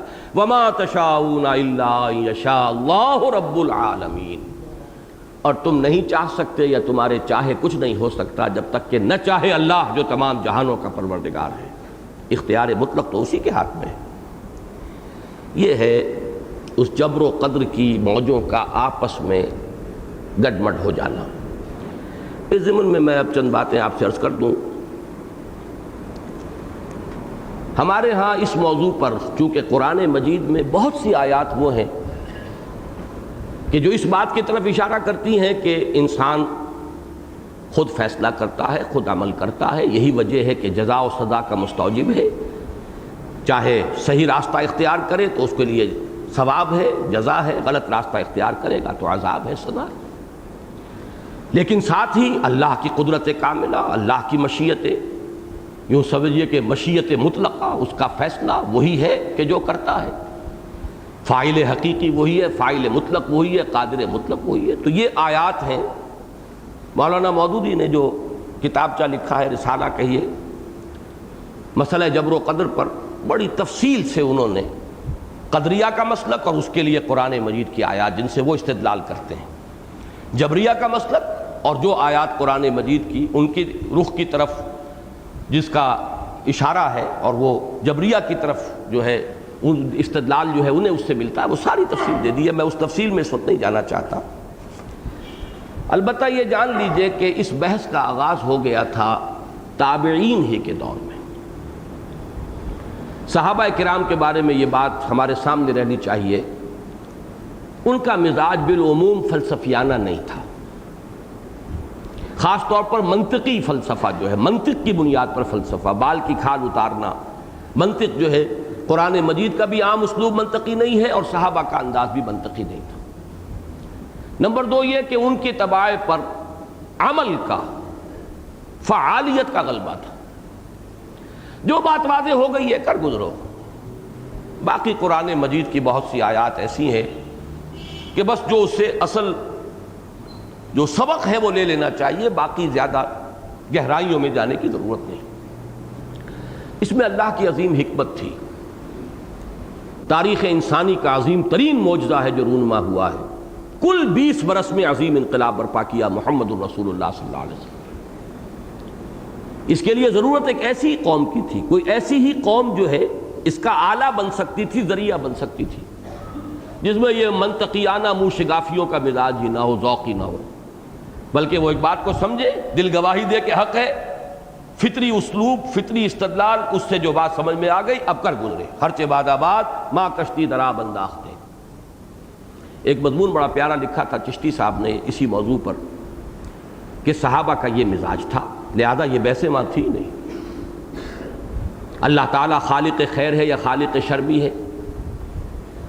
اب اللہ کو اگر خالق خیر کہیں گے صرف تو پھر شر کہاں سے آ گیا؟ کوئی اور خالق ماننا پڑے گا. خالق شر بھی کہیں تو یہ گستاخی ہے، سوء ادب ہے اللہ کی جناب میں. تقریباً 1.5 صدی پیشتر ہمارے ہاں اس ہندوستان میں بڑے بڑے مسائل ہو گئے تھے، جن کی وجہ سے، چونکہ آج ابتدا میں بھی ذکر میں نے کیا تھا شاہ اسماعیل شہید رحمۃ اللہ علیہ کا، تو مولانا فضل حق خیر آبادی یہ ایک دوسرا مکتبہ فکر تھا. یہ فلسفی تھے بنیادی طور پر، منطقی اور فلسفی. خیر آباد کا مکتبہ فکر مشہور ہے. ان کے مابین بحثیں چلی ہیں اور بڑے عجیب مسائل تھے. امکان کذب ایک مسئلہ ہے. اللہ تعالیٰ جھوٹ بولنے پر قادر ہے یا نہیں؟ اب کہیے کیا کہیں گے؟ کہیے جھوٹ بولنے پر قادر ہے تو یہ اللہ کی جناب میں گستاخی ہو گئی. کہیں قادر نہیں ہے تو قدرت محدود ہو گئی، جبکہ اس کی قدرت مطلق ہے. یہ بحثیں جو ہیں یہ بعد کے دور میں تو چلی ہیں، لیکن یہ کہ صحابہ کرام کے ہاں آپ کو ان بحثوں کا کوئی تذکرہ نہیں ملے، بلکہ یہ کہ خاص طور پر جبر و قدر کے مسئلے میں تو روکا ہے حضور نے صلی اللہ علیہ وسلم. یہ واقعہ پیش آیا کہ حضور اپنے حجرے سے برآمد ہوئے تو کچھ صحابہ تھے مسجد میں اور ان کی آوازیں بلند ہو گئی تھی آپس میں بحث کرتے ہوئے. بہرحال کوئی شاذ اکا دکے تو وہاں بھی ایسے لوگ تھے کہ جن کا مزاج اس طرح کا تھا، اور ہو سکتا ہے واللہ عالم کہ سلمان فارسی ہو وہ کہ جو اس بحث میں لگے ہوئے، وہ تو ایرانی تھے، ان کا مزاج تو منطقی، معقولات کا معاملہ جو ہے ایرانی تو یوں سمجھیے ایرین ریسز جتنی بھی ہیں، آریائی نسلیں، ان کے رگ و پے میں منطق ہے اور فلسفہ ہے. یہ ان کا مزاج ہے، طبیعت ثانیہ ہے. تو بحث ہو رہی تھی جبر و قدر پر، تو حضور کا چہرہ غصے سے تمتما اٹھا. الہذا امرتم الہذا ارسلتم، کیا میں اس بحث کے لیے بھیجا گیا ہوں؟ کیا تمہیں اس کام کا حکم ہوا ہے؟ روک دیا گیا ہے اس قسم کے مسائل پر زیادہ گفتگو نہ ہو. لیکن یہ کہ آخر مسئلہ تو ہے، اس اعتبار سے بھی ہے کہ وہ قدر پر ایمان جو ہے، تقدیر پر ایمان، وہ تو آرٹیکلز آف فیتھ میں شامل ہے. آمنت باللہ وملائکتہ وکتبہ ورسلہ والیوم الآخر والقدر خیرہ وشرہ من اللہ تعالی والبعث بعد الموت. اور یہ حدیث جبرائیل میں ہے، وہ حدیث جسے کہ ام السنہ کہا گیا، احادیث کے جملہ ذخیرے میں جس کا مقام وہ ہے کہ جو سورہ فاتحہ کا ہے قرآن مجید میں، ام الکتاب ہے، یہ وہ ام السنہ ہے. اب جب وہ ایک ہمارے ایمانیات کا ایک جزو لازم ہے تو ذہن انسانی تو ادھر جاتا ہے، کوئی نہ کوئی تعبیر تو اس کی ہونی چاہیے. بہرحال میں نے اس وقت جو واقعے کے طور پر بات بیان کی کہ اس دور صحابہ میں، دور نبوی میں، دور خلافت راشدہ میں، تو وہ جو عمل اور فعالیت اور جہاد اور قتال اور اللہ کے دین کا غلبہ، اس کے لیے سعی و جہد، یہ اتنا پروسیس تیز تھا، اس کا مومنٹم اتنا زیادہ تھا کہ ان مسائل کا کوئی سوال ہی پیدا نہیں. البتہ جیسے ہی دور صحابہ ختم ہوا، اب تابعین کا دور آیا، اور تابعین جن سے ہم کلام تھے، جو ان کے شاگرد تھے، وہ تو گویا کہ تبع تابعین ہیں. تیسرا دور شروع ہو گیا. اس میں یہ مسئلہ حضرت حسن بصری رحمہ اللہ تابعین میں بہت اونچے مقام پر ہے. حضرت حسن بصری، اور ہمارے ہاں تصوف کے میدان میں بھی ان کا نام بہت لیا جاتا ہے. 3 سلاسل جو ہیں تصوف کے معروف سلاسل میں سے، وہ حضرت علی سے براہ راست پھر سلسلہ ان کا جڑتا ہے حضرت حسن بصری تک. ایک سلسلہ وہ ہے جو حضرت ابو بکر سے شروع ہوتا ہے، اور اس میں نمبر 2 پر سلمان فارسی ہیں رضی اللہ تعالی عنہما. بہرحال مجھے اس وقت اس سے بحث نہیں ہے. حضرت حسن بصری کا جو مقام ہے، محدثین کو ایک بڑا قوی اعتراض ہے اس بات پر کہ حضرت علی سے حضرت حسن بصری کی ملاقات ثابت نہیں، اور یہ بھی ثابت ہے کہ جب حضرت علی کی شہادت ہوئی ہے تو حضرت حسن بصری جو ہیں وہ ابھی بہت چھوٹے تھے، بچے تھے، پیدا تو ہو چکے تھے لیکن بڑے ہی ابھی اوائل عمر کا معاملہ ہے۔ بہرحال حضرت حسن بصری کے ایک جو حلقہ درس تھا اس میں ایک شخص تھا واصل بن عطا الغزال، ذہین تھا، فطین تھا، اس نے ایک موقع پر یہ بحث شروع کر دی، اور حضرت حسن بصری نے جو بات کہی اس کو اس نے قبول کرنے سے انکار کر دیا۔ اسی کے بارے میں آتا ہے کہ پھر وہ حضرت حسن بصری کا حلقہ درس چھوڑ گیا، تعلق منقطع ہو گیا۔ بعد میں کبھی اس کے بارے میں پوچھا حضرت حسن بصری سے کسی نے تو انہوں نے فرمایا اعتزل منا، وہ ہم سے علیحدہ ہو گیا۔ اعتزال کے معنی علیحدہ ہو جانا، وہ ہم سے جدا ہو گیا، اس کا راستہ اور ہے، اب ہمارا راستہ اور ہے۔ یہاں سے مسلک اعتزال شروع ہوا ہے۔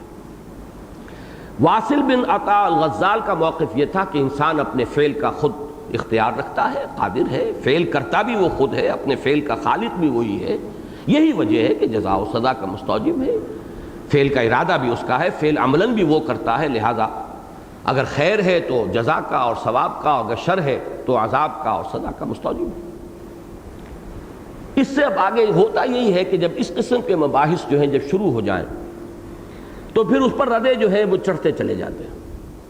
یہاں تک تو بات اگر تھی تو کوئی ایسی زیادہ غلط بات بھی نہیں تھی، اس لیے کہ جزا و سزا ہے، کچھ نہ کچھ تو اللہ نے قدرت انسان کو دی ہے، اختیار دیا ہے۔ لیکن اب اگر اگلی بحث آ گئی کہ کیا اللہ تعالیٰ خالق شر بھی ہے، تو دوسرا شخص جو ہے ابراہیم بن سیار النظام، اس نے ایک قدم آگے بڑھایا، اللہ صرف خالق خیر ہے، خلق شر کی نسبت اللہ کی طرف کرنا گمراہی۔ اور پھر جب اگلی نسل کے اندر یہ بات اور آگے بڑھی تو یہاں تک کہہ دیا گیا، یہ اعتزال کی پھر انتہا ہے کہ یہ لفظ کہنا، یہ عقیدہ کہ والقدر خیرہ وشرہ من اللہ تعالی، یہ کفر ہے۔ ایک علمی اختلاف جب تک علمی اختلاف رہے، ایک دائرے کے اندر رہے، کوئی حرج نہیں ہوتا، وہ اہل علم کے درمیان افہام و تفہیم جو ہے اس پر ہوتی رہے، لیکن جب شدت پیدا ہو جاتی، ایک منطقی انتہا تک ایک بات کو پہنچایا اور پھر اس میں شدت پیدا ہو گئی، اور یہ کہ اب یہ والقدر خیرہ وشرہ من اللہ تعالی، جو شخص یہ عقیدہ رکھتا ہے وہ کافر ہے۔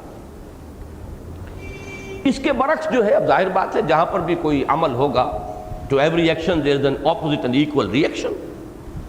تھرڈ لا ہے غالباً یہ نیوٹن کے جو 3 بڑے بنیادی قوانین ہیں، اس کا ریئیکشن پیدا ہوا تو اعتزال کی انتہا کے مقابلے میں جبر کی انتہا، یہ جہم بن صفوان جس سے کہ فرقہ جہمیہ ہمارے ہاں مشہور ہے، اس نے کہا انسان مجبور محض ہے، کوئی اختیار اسے حاصل نہیں، ارادہ بھی اس کا نہیں، فیصلے کی طاقت بھی اس میں نہیں، جو کچھ ہے اللہ ہی کرتا ہے، انسان مجبور محض ہے، جیسے جمادات ہیں، نباتات ہیں، انہیں کوئی اختیار نہیں، کوئی قوت نہیں، کوئی قدرت نہیں، جو بھی کچھ ہے اللہ کا قانون طبیعی ہے، اس کے مطابق ہو رہا ہے۔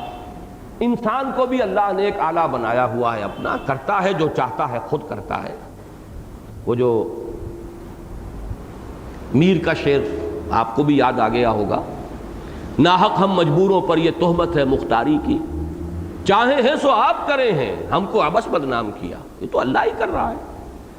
باقی جب سوال کیا گیا کہ پھر یہ اجر و ثواب کیسے اور سزا کیسے، یہ بھی اللہ کا ہے، اللہ چاہے جو کرے، جس کو چاہے عذاب دے، جس کو چاہے سزا دے، یہ بھی جبر ہے اس کا۔ جیسے کہ سادہ سے الفاظ میں میں کہوں آپ کی بکری ہے، جب چاہے ذبح کریں کھا جائے، کوئی آپ کو روک سکتا ہے؟ بکری آپ کی ہے تو اللہ کی ملکیت ہے، کل کائنات، انسان بھی اسی میں شامل ہے۔ اللہ جو بھی کرتا ہے وہ اس کا اختیار مطلق ہے، کسی کو جہنم میں ڈالے، کسی کو جنت میں ڈالے۔ جہنم میں ڈالے جانے والے اپنے اعمال کی وجہ سے نہیں ڈالے جائیں گے، اور جنت میں جانے والے اپنے اعمال کی وجہ سے نہیں جائیں گے، بلکہ یہ بھی جبر محض ہے، اللہ کی مشیت مطلقہ، جو چاہے کرتا۔ یہ ہے دوسری انتہا جبریت کی۔ اب ظاہر بات ہے پھر جیسے کہ وہ فلسفہ ہے، تھیسس، اینٹی تھیسس، سنتھیسس، پھر سنتھیسس بھی ہوتا ہے۔ تو اہل سنت کے متکلمین جن میں کہ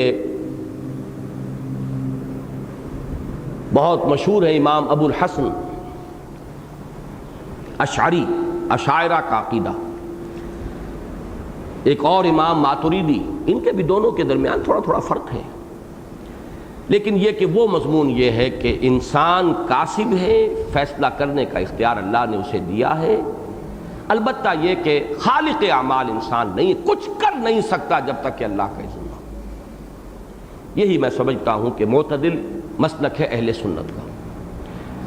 باقی ایک بات میں عرض کر دوں کہ چونکہ یہ تقدیر کا مسئلہ ایمانیات کا ہے اور ہم نے تنظیم اسلامی کے دستور میں ایمانیات کی بھی ایک تشریح دی ہے تاکہ تمام رفقا جو ہیں انہیں معلوم ہو۔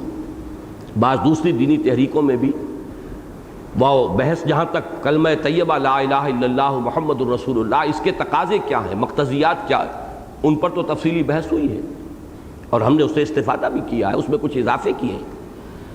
لیکن یہ کہ اسلام سے پہلے ایمان ہے، آمنت باللہ کما ہوا باسمائہ و صفاتہ و قبلت جمیع احکامہ اقرار باللسان و تصدیق بالقلب، آمنت باللہ و ملائکتہ و کتبہ و رسلہ والیوم الآخر والقدر خیرہ و شرہ من اللہ تعالی والبعث بعد الموت۔ اس میں جو چند جملے میں نے لکھے تھے، اب یہ آج سے یوں سمجھیے کہ کوئی 15-16 برس قبل کی تحریر ہے، بعض علماء کو بھی دکھایا، انہوں نے بھی اس کی تصویب بھی کی اور تحسین بھی فرمائی۔ تقدیر کے خیر و شر کا من جانب اللہ ہونا یہ ہے کہ اللہ تعالیٰ قادر مطلق ہے اور مخلوقات میں سے کسی کے بس میں نہیں کہ بغیر اس کی اجازت محض اپنے ارادے سے کچھ کر سکے، لہذا جہاں جو کچھ ظہور پذیر ہوتا ہے، خواہ وہ کسی کو بھلا لگے خواہ برا، اللہ ہی کے اذن سے ہوتا ہے۔ اگر ایسا نہ ہو تو خدا کا عاجز و لاچار ہونا لازم آتا ہے۔ آپ جو چاہے کر گزرے تو مشیت مطلقہ اللہ کی کہاں رہی؟ وہ جو کہ ہر شے کا احاطہ کیے ہوئے، واللہ محیط بالکافرین، اللہ تو احاطہ کیے ہوئے۔ مزید برآں وہ عالم ما کانا و ما یکون بھی ہے، اس کا علم بھی کامل ہے، ماضی حال مستقبل سب کو محیط ہے۔ چنانچہ اس پورے سلسلہ کون و مکان میں جو کچھ ماضی میں ہوا یا حال میں ہو رہا ہے یا مستقبل میں ہوگا، سب اس کے علم قدیم میں ہے۔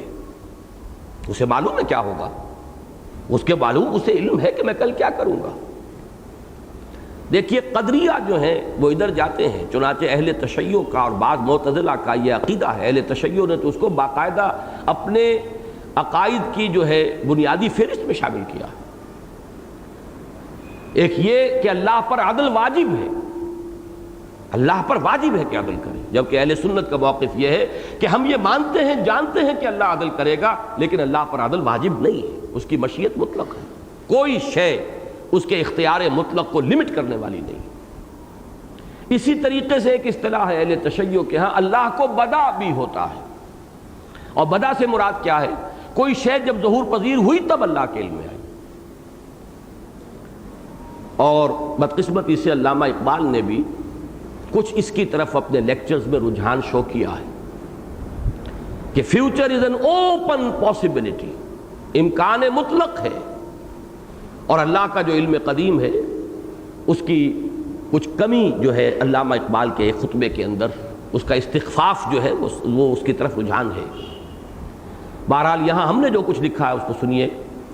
چنانچہ اس پورے سلسلہ کون و مکان میں جو کچھ ماضی میں ہوا یا حال میں ہو رہا ہے یا مستقبل میں ہوگا، سب اس کے علم قدیم میں پہلے سے موجود ہے، اگرچہ اس کا یہ علم جبر محض کو مستلزم نہیں ہے۔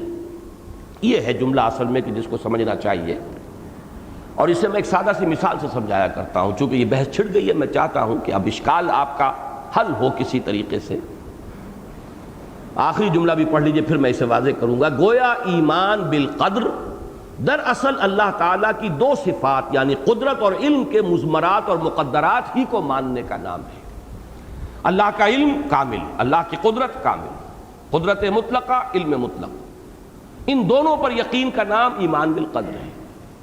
اب وہ جو جملہ تھا کہ اللہ کا علم قدیم جو ہے وہ جبر کو مستلزم نہیں ہے، اس کو مثال سے سمجھیے۔ آپ کسی بچے کو دیکھتے ہیں، اس کے سامنے کوئی کھلونا رکھ دیتے ہیں، آپ کا یہ اندازہ ہے کہ یہ بچہ فوراً لپکے گا، اس کھلونے کی طرف اس کا رجحان ہو جائے گا۔ اکثر و بیشتر آپ کا یہ اندازہ صحیح ثابت ہوگا، لیکن ہرگز یہ نہ سمجھیے کہ وہ آپ کے جبر کے تحت اس کھلے ہونے کی طرف متوجہ ہوا ہے، وہ اس کا اپنا فیصلہ ہے، اس کا اپنا رجحان ہے۔ گویا کہ ان دونوں چیزوں کو علیحدہ رکھ دیجئے۔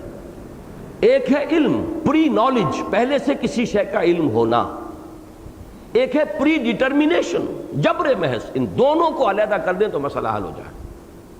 باقی بحث و تمہیز کا موضوع بنائیں گے تو الجھ جائیں گے، لیکن جو شخص بھی چاہتا ہے کہ یہ ایمانیات کے اندر اس کے ایک لازمی جز کی حیثیت سے ہے، والقدر خیرہ و شرہ من اللہ تعالیٰ، اس کی کوئی تعبیر اس کے ذہن میں آئے جس پر وہ مطمئن ہو۔ پری نالج ہے اللہ کا، اس کا علم کامل ہونے کے اعتبار سے جو کچھ بھی ہوگا، جو کچھ آپ کریں گے، جو کچھ کوئی اور کرے گا، اس کے علم میں ہے۔ لیکن علم، پری نالج، پہلے سے علم ہونا، جبر کو یعنی پری ڈیٹرمینیشن کو لازم نہیں، مستلزم نہیں ہے، یہ لازمی اس کا تعلق نہیں ہے۔ ظاہر بات ہے کہ ہمارا اندازہ تو صحیح بھی ہو سکتا ہے، غلط بھی ہو سکتا ہے، لیکن اللہ کا وہ علم، پری نالج، غلط نہیں ہو سکتا۔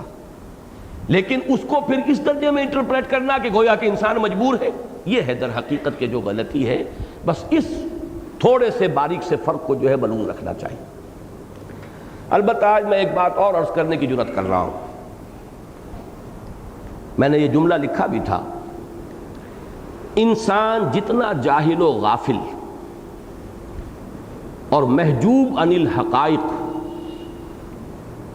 اور فلسفہ و تصوف اور حیات و نفسیات اس سے جتنا بعید ہوگا، حیاتیات کے علم سے بھی، اتنا ہی وہ قدریہ میں ہوگا۔ میں، میرا ارادہ، میرا فیصلہ، میری مرضی، میری مشیت، میری پسند، میری ناپسند، یہ جو میں کا یہ تصور جو ہے، میں اور میری پسند اور میرا ارادہ اور میرا فکر اور میرا فلسفہ اور میری سوچ، میرا رجحان، جتنا یہ قوی ہے، انسان اتنا ہی حقائق سے دور ہے، غافل و جاہل ہے، حیوانی سطح پر ہے۔ جتنا جتنا انسان پر انکشاف ہوتا ہے حقیقت کا، جتنی علم میں گہرائی ہوتی ہے، چاہے وہ حیاتیات کی ہو، چاہے نفسیات کی ہو، جتنا بھی انسان کے اندر دروبینی کا جذبہ پیدا ہوتا ہے، اسے محسوس ہوتا چلا جاتا ہے کہ جتنا کچھ میں محسوس کرتا ہوں، کوئی دھوکہ کھا رہا ہوں، اتنا میرے پاس اختیار ہے نہیں۔ تدریجاً یہ قدریت جو ہے اس کا دائرہ سکڑنا شروع ہوتا ہے جبریت کی طرف۔ اسی کی تعبیر ہے جو فانی نے کی ہے، بڑی پیاری تعبیر ہے۔ وہ جو میر کا شعر میں نے آپ کو سنایا، وہ تو بہرحال ایک ہی، بالکل ایک حقیقت کی طرف، وہ جبر بحث، ناحق ہم مجبوروں پر یہ تہمت ہے مختاری کی، چاہے ہیں تو آپ کرے ہیں، ہم کو عبث بدنام کیا، یہ تو جبر محض ہے۔ لیکن بہت خوبصورت جامہ پہنایا ہے اس جبر کو فانی نے۔ فانی تیرے عمل ہمتن جبر ہی سہی، سانچے میں اختیار کے ڈھالے ہوئے تو ہیں۔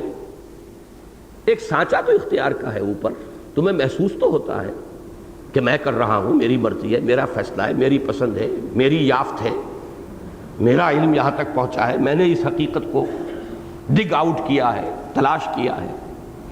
تو فانی تیرے عمل ہمتن جبر ہی سہی، سانچے میں اختیار کے ڈھالے ہوئے تو ہیں۔ اسی کے قریب کا ایک شعر ہے، چونکہ یہ شعر اور فلسفہ ان دونوں کا جو بلند سطح ہے، ان کا یہ اہم موضوع ہے۔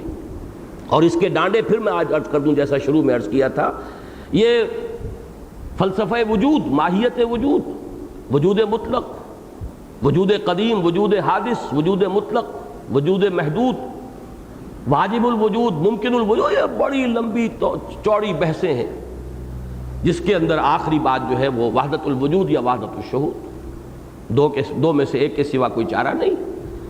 اور شاہ ولی اللہ دہلوی رحمۃ اللہ علیہ کا آخری فیصلہ یہ ہے وحدت الشہود اور وحدت الوجود میں بھی، کہ ان دونوں میں سوائے تعبیر کے ایک فرق کے کوئی فرق ہی نہیں، ایک ہی بات ہے۔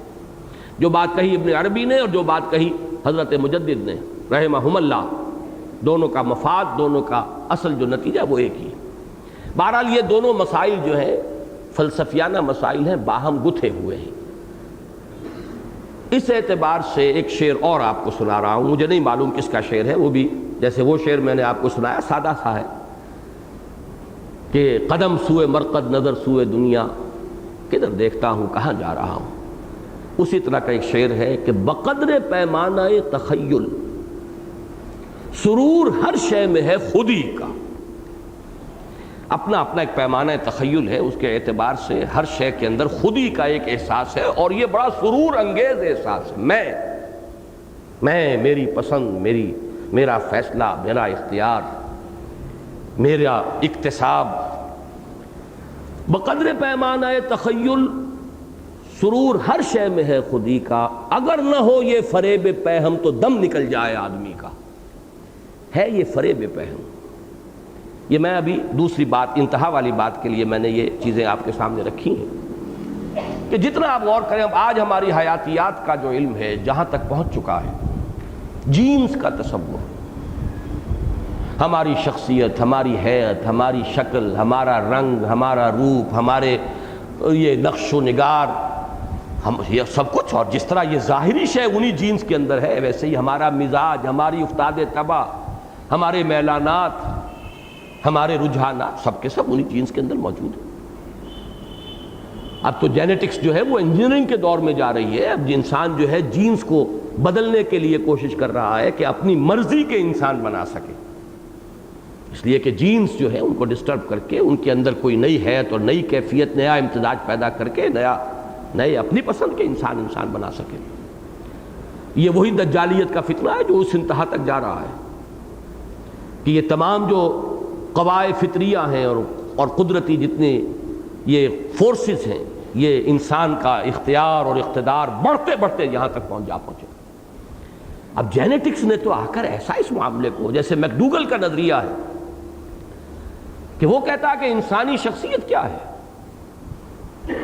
یہ حاصل ضرب ہے انسان کے وراثتی موروثی اثرات اور ماحول کے اثرات۔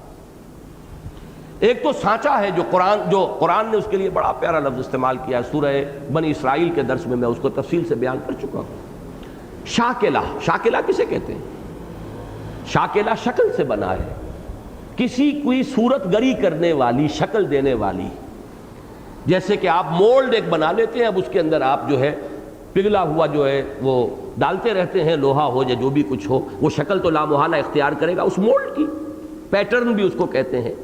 اور ہمارے مستریوں میں وہ لفظ بدل کر پاٹن بن گیا ہے، پاٹن بناؤ، پہلے پاٹن بنے گا، پھر اس کے مطابق چیز ڈھلتی چلی جائے گی۔ یہ ہے شاکلہ۔ یہ شاکلہ تو لے کر آئے ہیں ہم، ہماری جینز نے ہمیں متشکل کیا ہے، ہماری صورت بنائی ہے، جیسے صورت ظاہری بنائی ہے ویسے ہی اندر کے میلانات بھی بنائے ہیں۔ تو ایک ہے حصہ ہماری شخصیت کا وہ کہ جو موروثی ہے، والدین سے۔ والدین تو ہم کہتے تھے پہلے بھی، اب تو آپ کو معلوم ہے، پتہ نہیں 100ویں پیڑھی کا کوئی جو ہے وہ جین وہ آج مجھ میں آ گیا ہو۔ یہ تو نہیں ہے کہ صرف والدین سے ہی آ رہا ہے، یہ جینز تو چلے آ رہے ہیں، بڑے قدیم چلے آ رہے ہیں۔ اور نہ معلوم جو بھی، چونکہ یہ جیسا کہ تفصیل سے ہم دیکھ چکے ہیں سورہ قیامہ کے بعد، جو پھر میں نے درس دیا تھا جنین، علم الجنین کے بعض پہلو، کہ ایک مرتبہ جو منی کا اخراج ہوتا ہے مرد کی، کروڑوں اس میں جرثومے ہیں، اس میں سے کون سا جرثومہ جو ہے وہ بیضۃ الانثیٰ جو ہے اس کو فرٹیلائز کرے گا، کیا پتہ کس کے اختیار میں ہے، اس میں کس کے جینز آ گئے ہیں، کہاں سے آئے ہیں۔ تو معلوم ہوا کہ ایک تو ہماری شخصیت کا شاکلہ جو ہے اس کو فارم دینے والی شے وہ ہمارے جینز ہیں۔ نمبر 2، جس ماحول میں انسان رہتا ہے، اس حدیث کے اندر اسی کا تذکرہ ہے، قل کل مولود یولد علی الفطرہ فابواہ یہودانہ او یمجسانہ او ینصرانہ۔ ہر بچہ تو فطرت اسلام لے کر آتا ہے دنیا میں، یہ تو اس کے والدین ہیں جو اسے مجوسی یا نصرانی یا عیسائی بنا دیتے، ماحول کا اثر ہوتا۔ تو میکڈوگل کا فلسفہ جو ہے وہ یہی ہے کہ human personality is the product of hereditary factors and the environmental factors, ماحول کے اثرات اور جو بھی موروثی اثرات ہیں، ان دونوں کے مجموعے سے انسانی، یعنی یہ کہ نفسیات جدیدہ، حیاتیات جدیدہ جبر محض کی طرف جا رہے ہیں۔ آج کا سائنٹیفک مائنڈ جو ہے وہ تو انسان کو در حقیقت جبر محض کی تک پہنچا رہا ہے۔ تو جس دائرے سے بھی آپ آئیں گے، عقل، فہم، فکر، سوچ، درون بینی، حیاتیات، جینیٹکس، معلوم ہوا کہ یہ سارا جتنا کچھ ہم سمجھتے ہیں کہ ہم فاعل ہیں، مختار ہیں، جو چاہتے ہیں جو ہم کرتے ہیں، ہمارا چوائس ہے، ہمارا جو ہے فیصلہ ہے، اس کا بہت بڑا حصہ جو ہے وہ فریب پہم ہے، وہ دھوکہ ہے۔ بقدر پیمانہ تخیل سرور ہر شے میں ہے خودی کا، اگر نہ ہو یہ فریب پہم تو دم نکل جائے آدمی کا۔ لیکن میں نے ان دونوں چیزوں کو بیان کرنے کے بعد جو آخری بات عرض کر رہا ہوں وہ یہ ہے، اس سب کے باوصف یقیناً کوئی نہ کوئی اختیار ہے جو اللہ نے دیا ہے، چاہے وہ نقطہ ہی ہو۔ میں نے کہا تھا نا کہ دائرہ جو ہے سکڑتا چلا جاتا ہے اختیار کا، جتنے ہم غافل و جاہل ہوں گے ہم اپنے آپ کو مختار سمجھیں گے، اور فیصلہ اپنا کرنا اس کا ہمارے اندر ایک سرور ہوگا اپنی خودی کا اور اپنے فیصلے کا اور اپنے چوائس کا۔ جتنی جتنی فکر کی گہرائی، سوچ، مشاہدہ، دروں بینی، پھر یہ سائنسز، ان سب کے اندر آ کر انسان کا جو ہے وہ قدرت کا دائرہ محدود ہونا شروع ہوتا ہے اور جبر کی طرف انسان بڑھتا ہے۔ لیکن یہ ماننا پڑے گا کوئی نہ کوئی، چاہے بڑا ہی مائنیوٹ ایکسپیکٹ ہے، لیکن ہے ایک اختیار جو اللہ نے دیا۔ اب یہ کہ ہر فعل جو ہم کرتے ہیں اس میں کتنا حصہ ہمارے اختیار کا ہے، کتنا اس کے اندر جبر کا حصہ، یہ اللہ جانتا ہے، آپ نہیں جان سکتے۔ کوئی شخص کتنی لیمیٹیشنز لے کر پیدا ہوا ہے، کس کے اندر خیر کے کتنے رجحانات تھے اس کے جینز میں اور شر کے کتنے تھے، اللہ جانتا۔ کوئی کتنا ہینڈی کیپ تھا اور کوئی کتنا پیدائشی طور پر پریولیج تھا، اللہ جانتا۔ پھر کس کو کتنا ماحول اچھا ملا اور کس کو کتنا ماحول برا ملا، اللہ جانتا ہے۔ ان دونوں کے اندر انسان کا اپنا ایک چوائس ہے جو کار فرما ہے۔ نتیجے کے اعتبار سے تو ہو سکتا ہے کہ ایک شخص جو ہے بہت زیادہ ہمیں اس کے اندر خیر نظر نہ آ رہا ہو، شر کا پڑا غالب نظر آئے، لیکن اندر وہ جو کچھ کر رہا ہے، جو سٹرگل کر رہا ہے، جتنی محنت اس نے کی ہے، کتنا پابند تھا وہ، کتنا پاب جولا تھا، کتنی اس کے اندر لیمیٹیشنز تھی، اس میں کتنی اس نے یافت کی ہے، یہ اللہ جانتا ہے۔ لہذا وہ فیصلہ کرے گا، وہ حساب کرے گا، کوئی شے اس کے علم سے خارج نہیں۔ اس لیے کہ یہ شے جو ہے اگر یہ نہ ہو تو واقعہ یہ کہ ماننا پڑتا ہے کہ جزا و سزا، جنت و دوزخ، انسان کا مقام، یہ پھر بالکل ہی ایک غیر منطقی، غیر معقول بات نظر آتی ہے۔ جبر محض یہ دین کے اس پورے صغرا کبرا کو باطل کر دیتا ہے۔ قدرت محضہ وہ ہمارے مشاہدے اور ہمارے فکر اور ہماری سوچ کے خلاف ہے۔ اصل حقیقت یہی ہے کہ ایک امتزاج ہے جبر و قدر کا، ہمیں ایک اختیار بھی دیا ہے، چوائس بھی دیا گیا ہے، لیکن بہت کم ہے، اور زیادہ پلڑا ہمارے اوپر، زیادہ غلبہ جبر کا ہے، ان فیکٹرز کا ہے کہ جن پر ہمارا کوئی اختیار نہیں۔ میں جن جینز کے نتیجے میں وجود میں آیا ہوں وہ میرا چوائس نہیں تھے، میں جس گھر میں پیدا کیا گیا وہ میرا چوائس نہیں تھا۔ کسی کی آنکھ کھلی ہے شاہ ولی اللہ کے گھر میں، اور کوئی شخص جو ہے وہ آنکھ کھول رہا ہے جلال الدین اکبر کے محل میں، ظاہر بات ہے زمین و آسمان کا فرق ہے۔ وہاں پیدا ہوتے ہی کیا اثرات اس کے اوپر پڑنے شروع ہوئے، اور دوسری طرف کتنے برعکس جو ہیں، چاہے سمجھا یہ جائے کہ وہ بڑا خوش قسمت ہے کہ جو اکبر کے ہاں جس کی ولادت ہوئی ہے، لیکن یہ کہ حقیقت میں تو اصل خوش نصیب وہ ہے کہ جس نے آنکھ کھولی ہے شاہ ولی اللہ کے گھر میں۔ لیکن یہ تمام چیزیں کسی کی چوائس پر نہیں ہیں، کسی کے فیصلے پر نہیں ہیں۔ تو حقیقت یہی ہے، لیکن یہ کہ یہ مسائل چونکہ ہیں اتنے ہی پیچیدہ، لہذا قرآن مجید اس کو اس طرح بیان کرتا ہے کہ جس میں دونوں طرف کہنے کی گنجائش تو ہے، لیکن جیسا کہ میں نے عرض کیا اگر کوئی شخص واقعتاً حقیقت کو جاننا چاہے تو دل مطمئن ہو جاتا ہے اس پر کہ ایک طرف اللہ کی صفت قدرت مطلقہ کو سامنے رکھے، ہماری ہر مشیت، ہمارا ہر ارادہ تابع ہے اذن رب کے، کچھ نہیں ہو سکتا ہمارے کی اگر اللہ نہ چاہے۔ ہم پتہ تک نہیں ہلا سکتے، اپنی انگلی نہیں ہلا سکتے، ہم اپنا ہاتھ نہیں اٹھا سکتے اگر اللہ نہ چاہے۔ اس کی قدرت مطلقہ جو ہے محیط ہے اللہ کی ہم پر اور ہمارے تمام افعال و اعمال پر۔ دوسری طرف اللہ کا علم کامل ہے، اسے بدا نہیں ہوتا، بلکہ اس کا علم قدیم ہے، ہمیشہ سے، اسے ہمیشہ سے معلوم ہے کہ وہ کس وقت کیا ہونا ہے، اس کا علم جو ہے کسی اعتبار سے اس میں کمی نہیں ہے۔ لیکن یہ علم کامل جبر کو مستلزم نہیں ہے۔ اللہ نے ایک اختیار جس درجے میں بھی رکھا ہے وہ ہے، اور وہ انسان خود ایکسرسائز کرتا ہے اور اس کے نتیجے میں سزا و جزا کا مستوجب ہو جاتا ہے۔ اب آخری آیت پر آئیے، یدخل من یشاء فی رحمتہ۔ اب یہاں پھر دیکھیے چونکہ دو آیتیں آئی تھیں جو قدرت کی طرف، انسان کے فیصلے کی طرف اشارہ کر رہی تھی، اما شاکرا و اما کفورا شروع میں، فمن شاء اتخذ الی ربہ سبیلا، یہ اس مقام پر۔ دو ہی آیتیں اب آ رہی ہیں، وما تشاءون الا ان یشاء اللہ ان اللہ کان علیما حکیما۔ اللہ تعالی علیم اور حکیم ہے۔ علیم کا لفظ تو یہاں آئی گیا، جو میں نے عرض کیا ہے کہ تقدیر کے عقیدے کا اصل تعلق جو ہے اللہ کے علم سے، اللہ کا علم کامل، اور علم کامل ہی نہیں، علم قدیم جو ہمیشہ سے۔ وہ حکیم بھی ہے، اس نے حکمت کے تحت انسان کو ایک، چاہے وہ ذرہ ہی ہے، بعض اوقات اصل فیصلہ کن شے وہ ذرہ ہوتا ہے، ایٹمک قوت جو ہے وہ کہاں سے نکل رہی ہے، لہو خورشید کا ٹپکے اگر ذرے کا دل چیریں، چاہے وہ ذرہ ہی ہے، چاہے ہمارے اوپر جبر کے پردے بہت دبیز ہیں، لیکن ان پردوں کے اندر کہیں ایک ذرہ اختیار اور اقتدار کا ہے، وہ فیصلہ ہمیں اللہ نے کرنے کا اختیار دیا ہے۔ تو فرمایا وہ علیم اور حکیم ہے، اور اس نے جو کچھ بنایا ہے اپنی حکمت کاملہ کی بنیاد پر بنایا ہے۔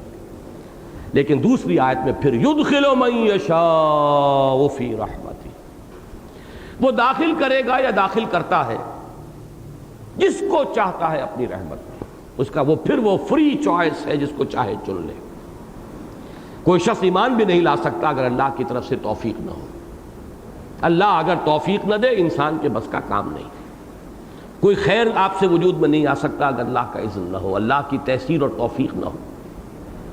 لہذا اللہ جو ہے جس کو چاہتا ہے، جس نے خیر کا ارادہ کیا، اللہ اس کو اس خیر کی توفیق دیتا ہے۔ بعض مقامات ایسے ہیں کہ جس پر اللہ تعالیٰ نے ان دونوں چیزوں کو جمع کر دیا ہے۔ سورہ صف کے پہلے رکوع میں ایک مقام ہے اس نوعیت کا، فلما زاغوا ازاغ اللہ قلوبہم واللہ لا یہدی القوم الفاسقین۔ جب وہ ٹیڑے ہوئے، کج ہوئے، اللہ نے ان کے دل بھی کج کر دیے۔ خیر کا میدان آپ نے فیصلہ کر لیا، بھائی ایک فیصلہ کرنے ہی کی تو بات ہے نا، وہ ڈنڈی ذرا سی ادھر کو ٹلٹ ہونے والی بات ہے، جس سے کہ معلوم ہو جاتا ہے کہ انسان میں ایمان ہے کہ نہیں ہے ذرا سی جنبش۔ ویل للمطففین الذین اذا اکتالوا علی الناس یستوفون واذا کالوہم او وزنوہم یخسرون۔ ذرا سی جنبش بتا رہی ہے اس میں ایمان نہیں، یا تو یہ اللہ کو مانتا ہی نہیں، یا اللہ کو حاضر ناظر نہیں سمجھتا، یا اللہ کے حضور میں دوبارہ حاضری کا اسے یقین نہیں، ورنہ یہ ڈنڈی جو ہے حرکت اس طرح کرتی نہ۔ تو وہ جو بڑی ہی حقیر سی حرکت ہے انسان کے اپنے اندر باطن میں، جو نقطہ ہے اس کے اختیار کا، چاہے وہ مائنیوٹ اسپیک ہے، اسی سے فیصلہ ہوتا ہے۔ لیکن جب اللہ فیصلہ کرتا، اللہ کی تیسیر ہوتی ہے، جو سورۃ اللیل میں ہے، فَأَمَّا مَنْ أَعْطَىٰ وَاتَّقَىٰ وَصَدَّقَ بِالْحُسْنَىٰ فَسَنُيَسِّرُهُ لِلْيُسْرَىٰ وَأَمَّا مَنْ بَخِلَ وَاسْتَغْنَىٰ وَكَذَّبَ بِالْحُسْنَىٰ فَسَنُيَسِّرُهُ لِلْعُسْرَىٰ۔ یہ اس کی توفیق اور تیسیر ہے۔ يُدْخِلُ مَن يَشَاءُ فِي رَحْمَتِهِ وَالظَّالِمِينَ أَعَدَّ لَهُمْ عَذَابًا أَلِيمًا۔ اس ٹکڑے کا جوڑ بھی مل گیا آیت نمبر 4 سے، اول و آخر اس کو کہتے ہیں العود الی البد۔ قرآن مجید کی بہت صورتوں میں یہ اسلوب ہے، جس مضمون سے صورت شروع ہوتی ہے، آخر میں بہت سی بحثیں مختلف گوشوں کے اندر پھیل کر پھر سکڑ اور سمٹ کر اسی نقطے پر آ جاتی ہیں۔ اسی لیے میں نے کہا تھا پہلی 3-4 آیتیں بہت اہم، اور آخری یہ آیات جو ہیں، دوسرا رکوع تو پورا کا پورا بڑا حکمت اور فلسفے کے بڑے اہم اور غامض مسائل جو ہیں ان سے بحث کر رہا ہے۔ وہاں پر بھی فرمایا تھا چوتھی آیت میں، اگرچہ اختیار ہم نے تمہیں دیا ہے، اما شاکرم و اما کفورا، لیکن یہ نہ سمجھنا کہ نتیجے کے اعتبار سے یہ چیز جو ہے برابر رہے گی۔ نتیجہ یہ ہے کہ انا اعتدنا للکافرین سلاسل واغلالا وسعیرا، ہم نے کافروں کے لیے تیار کر رکھا ہے بڑی لمبی لمبی زنجیریں بھی ہیں جن میں جکڑے جائیں گے، طوق بھی ہیں، اور سعیر بھڑکتی ہوئی آگ بھی۔ اس آیت میں بھی وہی فرمایا، یدخل من یشاء فی رحمتہ، داخل کرتا ہے جس کو چاہتا ہے اپنی رحمت میں، والظالمین اعد لہم عذابا الیما، اور ظالموں کے لیے اس نے تیار کیا ہوا ہے دردناک عذاب۔ یہاں ایک بحث ہے لغوی یا نحوی کہیے کہ ظالمون نہیں کہا، ظالمین کہا، کیوں؟ اصول یہ ہے کہ یہ جملہ جو ہے اگر ظالمون ہوتا، رفع میں ہوتا یہ، تو جملہ اسمیہ بن جاتا، اور جملہ اسمیہ کا عطف جو ہے جملہ فعلیہ پر، یدخل من یشاء فی رحمتہ، جملہ فعلیہ ہے، یہ مناسب نہیں ہے۔ لہذا اس کا عطف ہوا ہے تو یہاں پر ایک فعل ہی کو محذوف ماننا پڑے گا، یدخل من یشاء فی رحمتہ ویعذب من یشاء وعد لہم عذابا الیما، ویعذب الظالمین، اور وہ ظالموں کو عذاب دے گا۔ اس کے بعد چاہے حرف عطف لے آئیے، وعد لہم عذابا الیما، اور چاہے اسم موصولہ لے آئیے وَيُعَذِّبُ الظَّالِمِينَ الَّذِينَ أَعَدَّ لَهُمْ عَذَابًا أَلِيمًا، اور وہ عذاب دے گا اور سزا دے گا ظالموں کو، اور ان کے لیے اس نے تیار کر رکھا ہے بڑا دردناک عذاب۔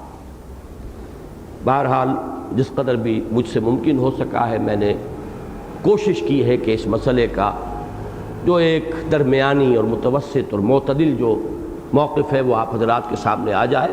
باقی یہ بحث بڑی پیچیدہ ہے، جیسے وہ فلسفہ وجود مشکل، ویسے ہی یہ جبر و قدر کا مسئلہ بہت مشکل ہے۔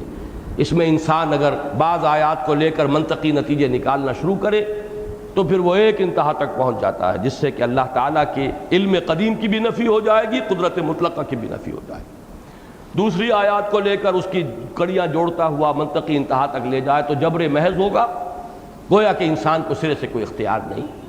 حقیقت جو ہے اس کے بین بین ہے، اگرچہ جبر کا پلڑا بہت بھاری ہے، وہ جو ہمارا اختیار ہے اور اقتدار ہے وہ بہت محدود ہے، بہت تھوڑا اللہ جانتا ہے، اور اسی کے حساب سے اور اسی کے تمام فیکٹرز کو ملحوظ رکھ کر اللہ تعالیٰ ہر شخص کے ساتھ علیحدہ علیحدہ حساب کرے گا۔ یہی وجہ ہے کہ یہ قرآن مجید میں کئی مقامات پر واضح کر دیا گیا ہے کہ حساب وہاں ہونا انڈیویجولز کا، کلہم آتی ہے یوم القیامت فردا، ہر فرد ہوگا، اس کا شاکلہ کیا تھا، وہ کس جینز کے ساتھ گیا تھا دنیا میں، کیا ماحول اسے میسر آیا، پھر اس نے اس میں کیا کیا، اس کا رجحان جو ہے آیا وہ شر ہی کی طرف اس کا رجحان بھی تھا تو وہ ظلمات بعضها فوق بعض، اس کے جینز میں بھی تھا، اس کے ماحول میں بھی تھا، پھر اس کا اپنا فیصلہ بھی یہی ہوا، پھر تو ٹھیک ہے بکٹر دوڑتا چلا گیا وہ شر کی طرف۔ لیکن یہ ہے کہ اگر اس کے اندر رجحان خیر کا تھا، اس نے خیر کی کوشش کی ہے، اپنی جینز کے خلاف سٹرگل کی ہے، اپنے ماحول کے خلاف سٹرگل کی ہے، کتنا پہنچ پایا یہ اللہ تعالیٰ جانتا ہے، اسی کے حساب سے اس کا اجر و ثواب ہو جائے گا۔ بارک اللہ لی و لکم فی القرآن العظیم ونفعنی وإیاکم بالآیات والذکر